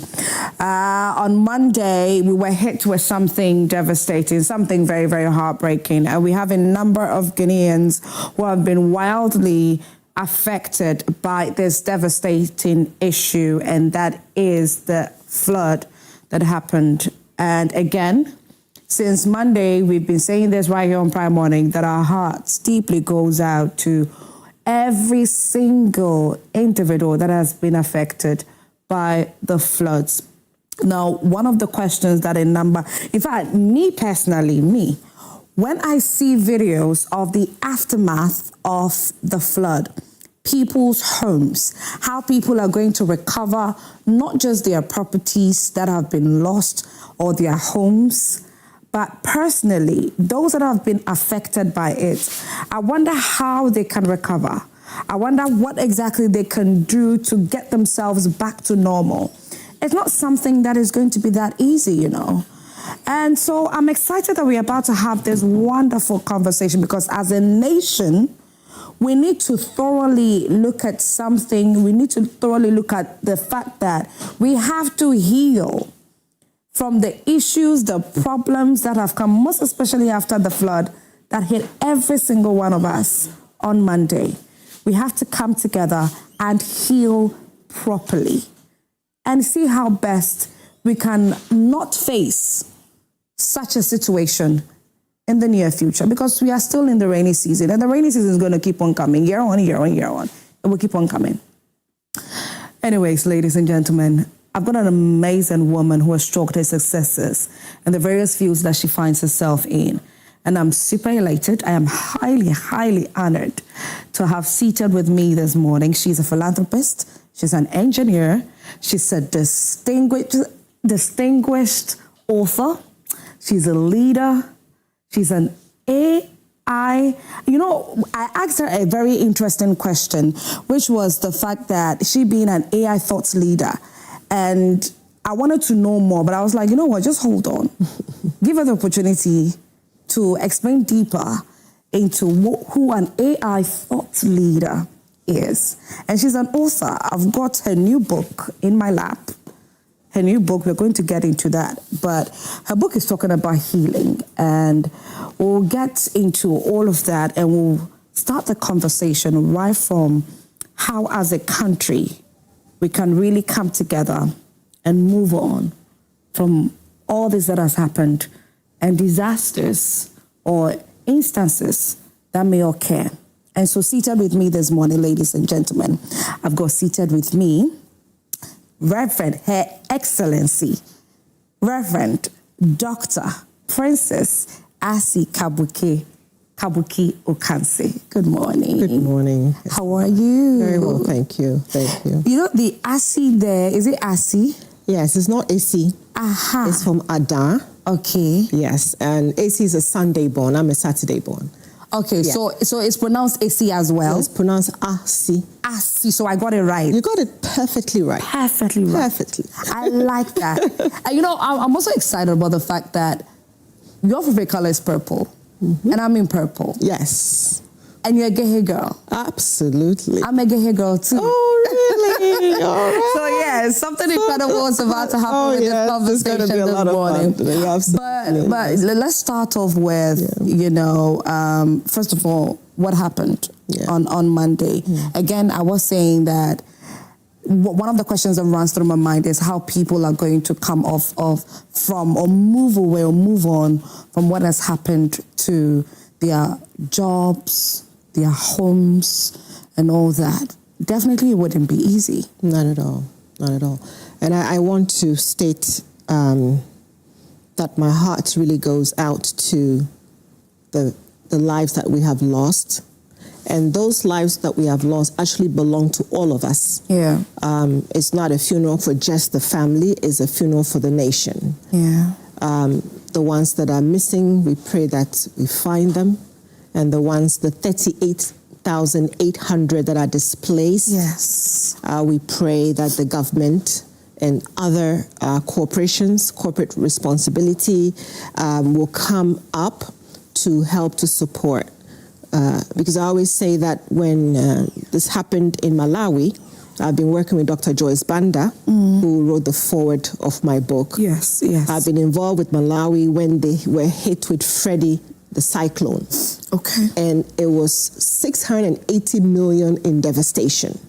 Families were literally picking up their members from the waters and the rivers. Many, many lives were lost. But they did recover. And what they did, and in fact, I want to commend the efforts of Dr. Joyce Banda, who was a former president of Malawi at the time. They did a two-pronged approach where they were resettling, healing, because you said you cannot rebuild a nation until you have healed its people. And healing comes in three forms. We have to have the spiritual aspect. I'm an engineer, but also a theologist. Yes. We have to have the economic aspect, and then we need a technical aspect. So it goes to faith it, fund it. You know, we have to fund everything that we're doing because the economic aspect is very, very important. Very. And then we need that technical aspect. We have to fight it technically in everything in order for us to get to where we need to go to. So we must, first of all, step back and heal the people, heal as a nation, heal personally, and also heal nationally. And this book is actually a framework for healing. Right. I had written one for the president at the time, that what they were using as a spiritual framework. The president of Malawi then? Yes, then. Okay. And they were using it as a spiritual, personally for the president himself. And so on a daily basis, what I did was I said, we need to now act like King David. What did King David do? King David, and when I saw the number 38,800, and that number is in this book. When I saw the number 38,000, what King David did in 1 Chronicles 9:33 is that he set up a day and night worship. He ruled Israel for 40 years. Yes. The first 7.5 years he ruled in Hebron, the 33 in Jerusalem. Now, for the 33 years, he set up a day and night worship system. He hired 38,000 Levites, which are priests, pastors, and so on. We have great generals in this nation. I was so happy on July 1 when we had that. So you have June 29th and July 1. The generals came out and they prayed for the nation. So that's a spiritual aspect. 38,000 Levites. Day and night, every single hour of the day, God was being worshipped. And so over the 33 years, he had peace. We can do the same. Okay, and sorry to catch you, Doc. So throughout, regardless of what an individual may have been going through, be it good or bad, they were still coming together to worship. Absolutely. Okay. So yesterday was the 1st of July, and it was a prayer of National Thanksgiving, National Day of Prayer and Thanksgiving. Absolutely. And we've found a number of people on social media who are criticizing that, stating that it's not a good time, looking at what happened on Monday, which personally I do not agree to, because I'm a strong Christian. And what I believe in is that day or night, good or bad, you still have to go on your knees and say thank you to Jesus. I said, Julia, I'm going to go on my knees now for this nation. Oh my God. I want to say something. I'm an engineer and an AI thought leader. What we're going through in this nation today is not a one-day prayer issue. We are going to need more than ever every general in this nation, every Christian, every Muslim, every being in this country. This country has been going through so much for so long. The healing we're talking about is not only about floods. It's beyond floods. Our divisions, our politics, our so many things that need to be fixed. That love deficit in this country must be fixed. And so I go on my knees before Ghana today, and I say that we can't do this flood issue one way. We need a three-pronged approach, spiritually, economically, and technically. I want to thank the World Bank for the flood contingency plan funding and for funding of NADMO and Garrett. All right? Yeah. So now we need a third leg. That third leg is me, it's you, and every one of the 33 million lions we have out there. So I'm calling on this nation. It is time. We must heal. Yes. And so this is a spiritual framework that we must use. We've seen it. As an engineer, I'm a scientist. Yes. So I'm the first to say, oh, forget about this. No. I had cancer 4 years ago, and I was told I had a few months to live. And were it not for prayers, I would not be here to be talking. And so I'm here today as an ambassador from the kingdom to say to this nation, we need a radical, rapid response, three-pronged approach. The spiritual people must do their thing. The economic people must come forward. Every company, the GIPC Club 100, they need to step up and start funding in every community, every constituency. This is a war cry. Next year, we're going to be 70 years old. Yes. We cannot walk into 2027 in this mode. And without the power of the Holy Spirit, it's not going to happen. We cannot do this in the flesh. We've been doing it in the flesh for a long time. This is not one day prayer. I call on 24 pastors right now, 24 churches for 24 hours. Take up 1 hour each one of them. 168 churches every single day from the 7th of July, which is 777. 7 is the number for order and for completion. The book is called Royal Love 777. Is the framework, is a manual that God has given us already. Okay? So let's take up July 7th for a week. Every single hour, let God be worshipped on this land.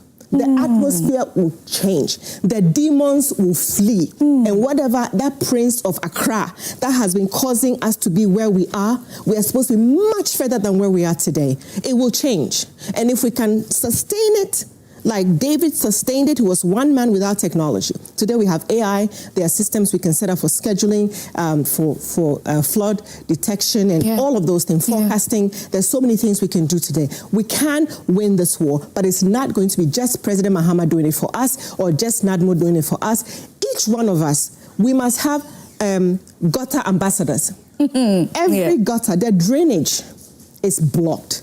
We put our garbage in the drains. Floodplains, we're building there, we're doing business there, we need to get out of there. We need land use enforcement, strict one. And each one of us must be a watchman or watchwoman for the nation. We must stand on the walls of this nation and say enough is enough. And we must get our nation back. But it's not going to happen in the flesh. We need to be on our knees. So I applaud every one of those pastors who was there yesterday fighting for us. And we need the churches to rise up together and we start to pray, Muslim, Christian, everybody. We can and we will win this war. We definitely will win this war. That was so intense. My goodness. Rev, your book, Royal Love 777, Heal Me, Heal My World. Let's get into it. So we've got, I did ask you, because when I was scanning through, I saw that it was a daily devotion. Yes, 7 days. 7 days. Just 1 week. That's how God created the earth. He created 7 days, right? So we have 7 days, and what King David was doing, even as a leader, he took 7 times a day, Psalm 119, verse 164 to 165. That's how he got great peace. So you have 7 times a day, and what is beautiful about it is scheduled. So the time is at 7 a.m. to 7 p.m. 7 minutes. You can do it at work. It's not something that you have to shut everything you are doing to go and do. No, this should be part of the fiber of the nation. I remember going to Dubai one time. I got to the airport and it was time to pray. 3 o'clock. Everything, all the loudspeakers, everybody stopped in their tracks and they prayed. If we did that for 9 months, we will birth. You and I know what 9 months mean. 9 months is a birthing season. When you get pregnant, 9 months, you're going to have a baby. From now to March 6th is 9 months. We can birth a new nation. And if we can get the support from our generals and the spiritual groups, the economic teams and the technical teams. Now, Ghana has so many brilliant people, both here and overseas. In the diaspora, all hands on deck. We have a lot of engineers, civil engineers. I know one, Steve Amoni Yankson, who was the president of the Ghana Institute of Engineers. He gave a speech with a blueprint that can be utilized right now for floods and sanitation. Wow. So I've opened just a part of the book, which is on page 36. Yeah. I've got we've got here devotional praise-a-thon and prayer-a-thon. Right. So praise and pray. And pray and praise. And declarations and meditation. Right. Intercessions and interventions. Yes. Right? Yes. So the churches have to take on, and if you can see some actions that we have put in there. We're asking churches to open up for settlements. Right now, the rain is not over, like you said. Yes. Right? Yeah. We need to start resettling people. Government has given 350 million Ghana cedis. That's going to help. We need all hands on deck. The churches must open up and let people come in to sleep and to stay, and the churches have started. A number of churches. As of Tuesday, we saw about 10 churches. That had posted on their socials that anybody that has been displaced due to the flood, their doors are open. Wonderful. If you need a place to stay, food to eat, water, they've got you covered. And a number of charismatic churches also. Wonderful. So we've got, the Orthodox churches and the unorthodox all coming together. Great. And they should be interfaith. All of our Muslim brothers and sisters, all of us together. We can handle this together. So it's a 7-day devotional. Right. You're praising and you're praying. It's a funny thing. My favorite psalm is Psalm 119, verse 164 to 165. It teaches you about praising God and then getting great peace. So for all these years, I never saw the word praise. I was saying pray. So I would go 7 times a day, praying with my prayer list and so on. And then one day the Holy Spirit said, I didn't say pray. He says, read it again.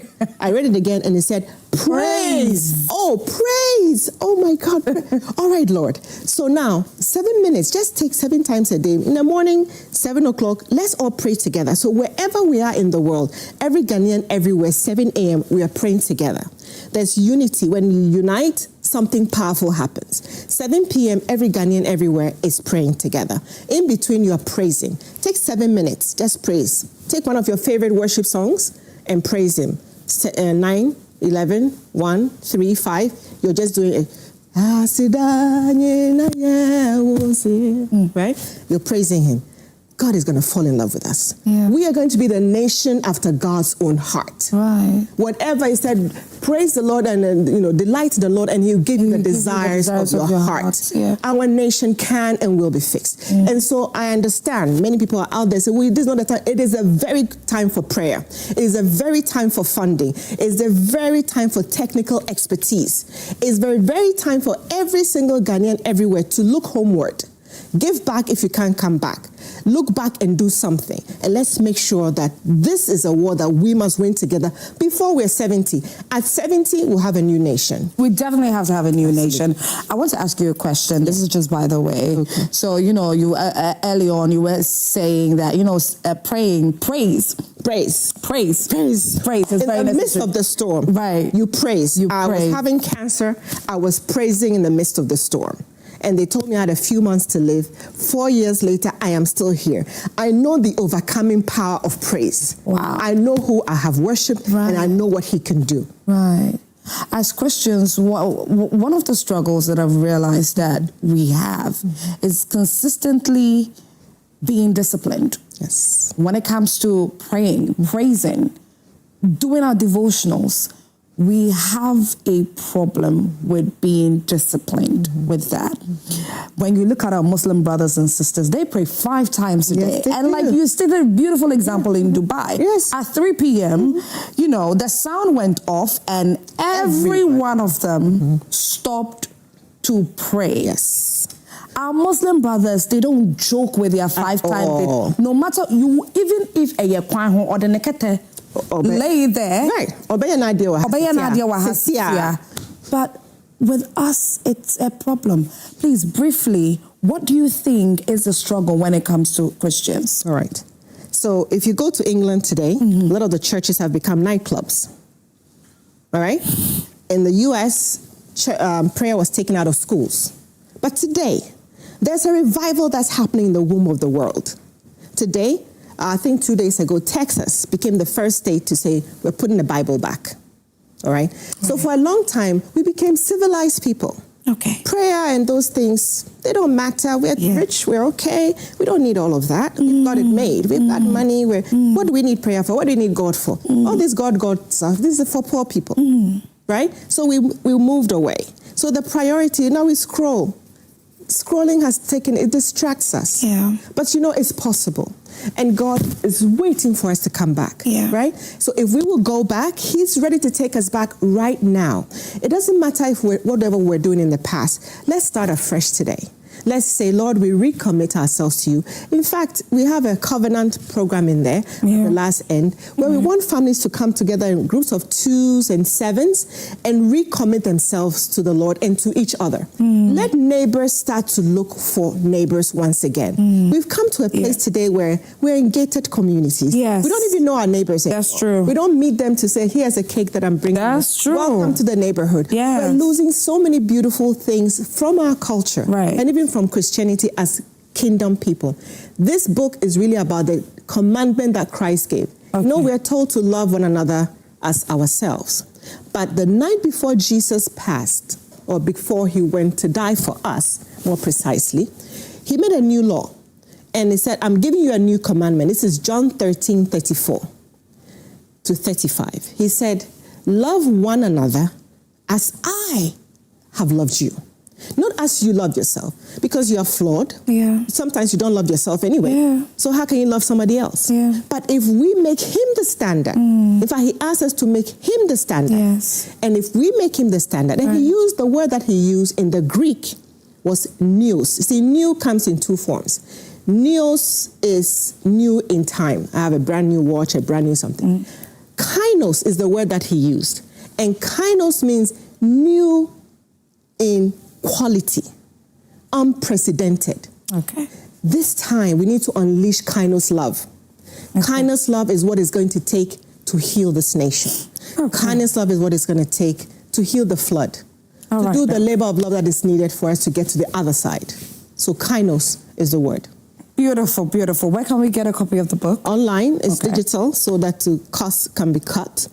They go online, www.royallove777.world. There are other parts of the world that have already started using the book. Okay. And we want Ghana to lead this and be the beacon of hope that the world looks up to for this. So it's Royal Love, www.royallove777.world. And with that, you can start your 7-day devotional. Join us on July 7th. Yeah. Wherever you are, your church, your village, your home, your family, everybody, everyone get involved so that we know that we are praying together every 7 a.m. We are praying together every 7 p.m. And we are praising every other hour in between with the songs that come from our heart. We ourselves will personally heal. Whatever we're going through, it will start to get healed. The economic piece is definitely a very important part, which we must be looking for funding. We want the banks, the companies, GIPC Club 100, every corporation, every company, please go and donate to whatever fund in your communities. Don't just give food, give cash.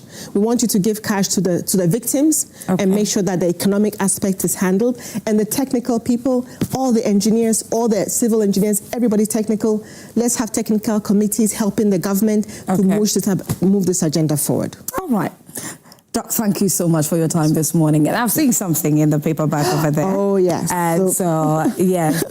Yes. It matches your outfit. It really does. I saw the pepper. I'm like, my God. I want to give a shout out to Miss Abubakar, who is our designer who put this together. Right. This is from SOS and it's from us, Necotech Center, and from the Necotech Center FIT program, which is the flood intervention teams. One of the things that are so important is healing, trauma healing. Right. Okay.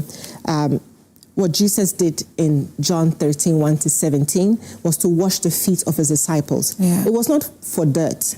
It was not only for that, but it was for cleansing and relationship. Okay. This is the time that we deepen our relationship with each other. As a people, please, Ghana, let's stop the insults. Let's stop the constant complaints. Let's come up with solutions. We're looking for solution-minded people to come on. And Jesus said, if I don't wash your feet, you don't have any part of me. Yeah. Right? So I have one for the First Lady and the President. I have one for you.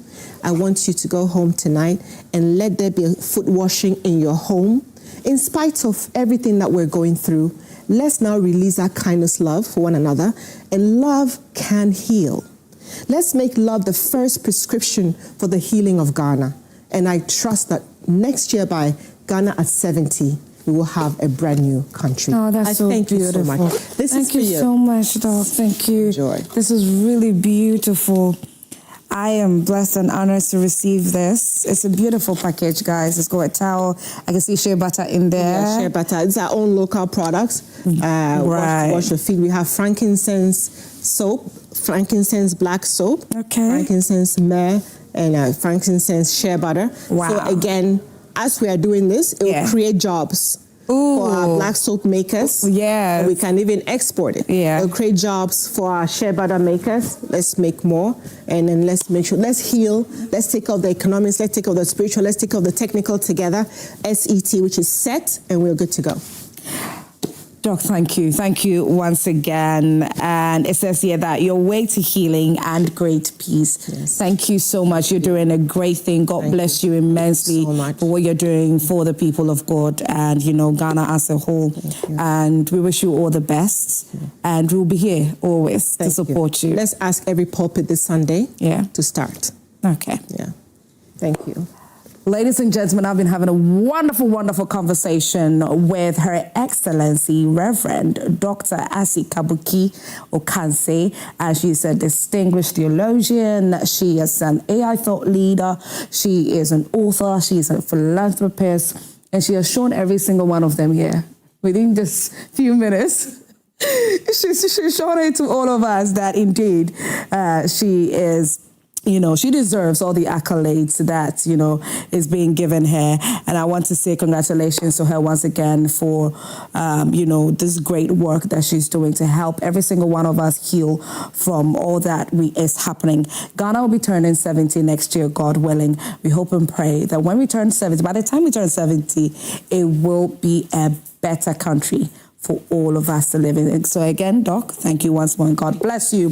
Ladies and gentlemen, that's it for this conversation. Now, yesterday, KMJ decided that right after here, he was going to have fun somewhere. He didn't tell us, but we caught him, We caught him emceeing the 16th birthday of Dancehall King, Shatta Wale's daughter. So the birthday celebration was last night at his mansion. And so we've got a few excerpts for you. It's massively trending on social media, so let's do enjoy it.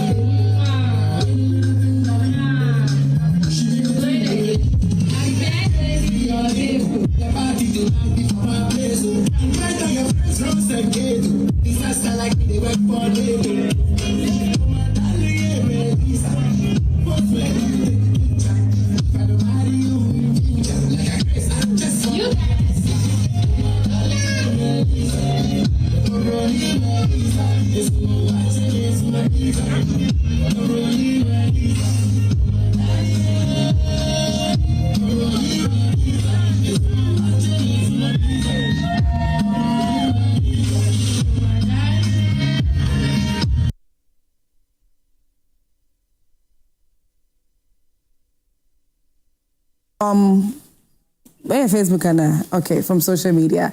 So Chida's teacher says Papa B, very clear and cancer says Shanife. Patricia Japoma is saying good dad. Ish. Shatta is getting some fans over here. Yayora says daddy's girl. Joyce Daddy says I'm laughing like a mumu. Wow, beautiful. Scorpion is saying happy birthday. Let's move on.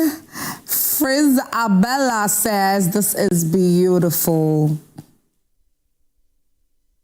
Playman Goats has a fire emoji on. Fifi Fitness says, the bond between father and daughter is one of life's most profound relationships. And it's so beautiful that we've got very beautiful comments on social media. So, yeah, KMJ decided to leave us here to go and MC. No, it's... Mafro. So, KMJ Mafro. No, I need to redeem... Mafro. So, I had actually gotten home. Yeah. And I was tired. I was just about to sleep. And then I had a call from his manager, Sammy Flex, and it says, Shatta says, wherever you are, you need to be at this mansion. I said, me, I'm home. And the traffic is serious. You know, we were calling a motorbike to pick you. And in fact, they sent a motorbike all the way to my house to pick me up straight to the mansion last night, you know, because of this heavy traffic. And so it wasn't as if I wanted to go and have fun and leave you out of it. But I mean, the king called and I had to show up. You know what I'm saying? So I had a good time with them. We partied. I got the school children and the family were all gathered and everything. You know, just took the microphone a bit later, brought the energy up, mashed up the whole place, and we had a good time. Shatta is a very interesting person to be around. You know, especially when it's in his house, you know, and so we really had a good time. And on the 1st of August, there's a UK Shatta Fest that is happening on the 1st of August. Yesterday, we spoke about it. In fact, he most likely wants me to be around as the same. It's hype man of the night as well. So yeah, I may just leave you guys and go hang out with Donnie. You may leave us again. Just for a few days, you know, just to go and put things in place for the king before he comes on stage. The 1st of August in the UK, Shatta Fest. It's going to be an incredible night, you know. I'm going to take you to the mansion one of these days. You know, you should be there. He was mentioning you guys. That guy is funny. Anyway, happy birthday to Charissa. You know, the entire family showed up, you know, and we had a good time. It was so beautiful seeing, you know, the whole blended family thing. When I say blended, I don't mean by race, you know, but it was beautiful seeing all of them come together and celebrate Charissa in that beautiful manner.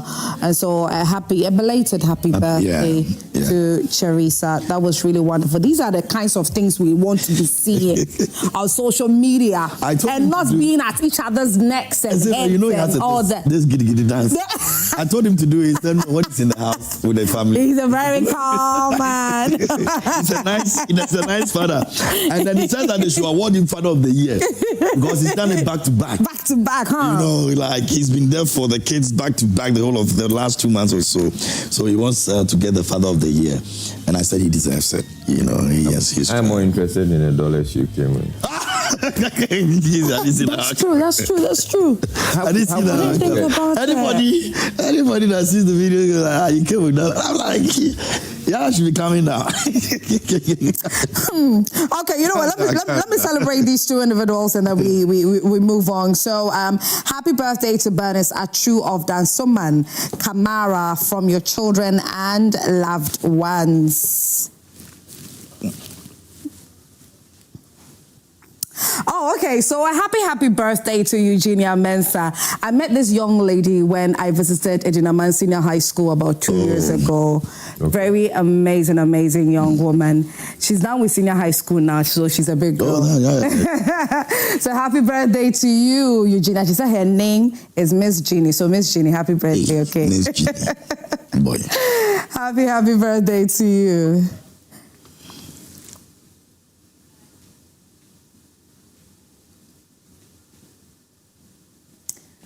All right, so we are done. It's a wrap. Yep. Ghana is playing on Saturday, right? On Saturday. Yeah, okay. I think that people are not making too much noise, like, or maybe tomorrow. Maybe tomorrow. But maybe tomorrow. I'm hearing the whole, or we're scared of Colombia. Anyways, guys, so I've got a new jersey, and I'll be wearing it tomorrow. I'm interested in who gave you.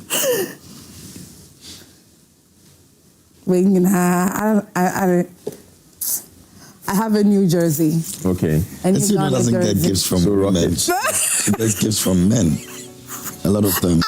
And you get gifts those who want to date her. I just had a gift from a woman. What are you saying? And you get gifts from? No, this one. And KMJ, you get gifts from? Yes, ask him.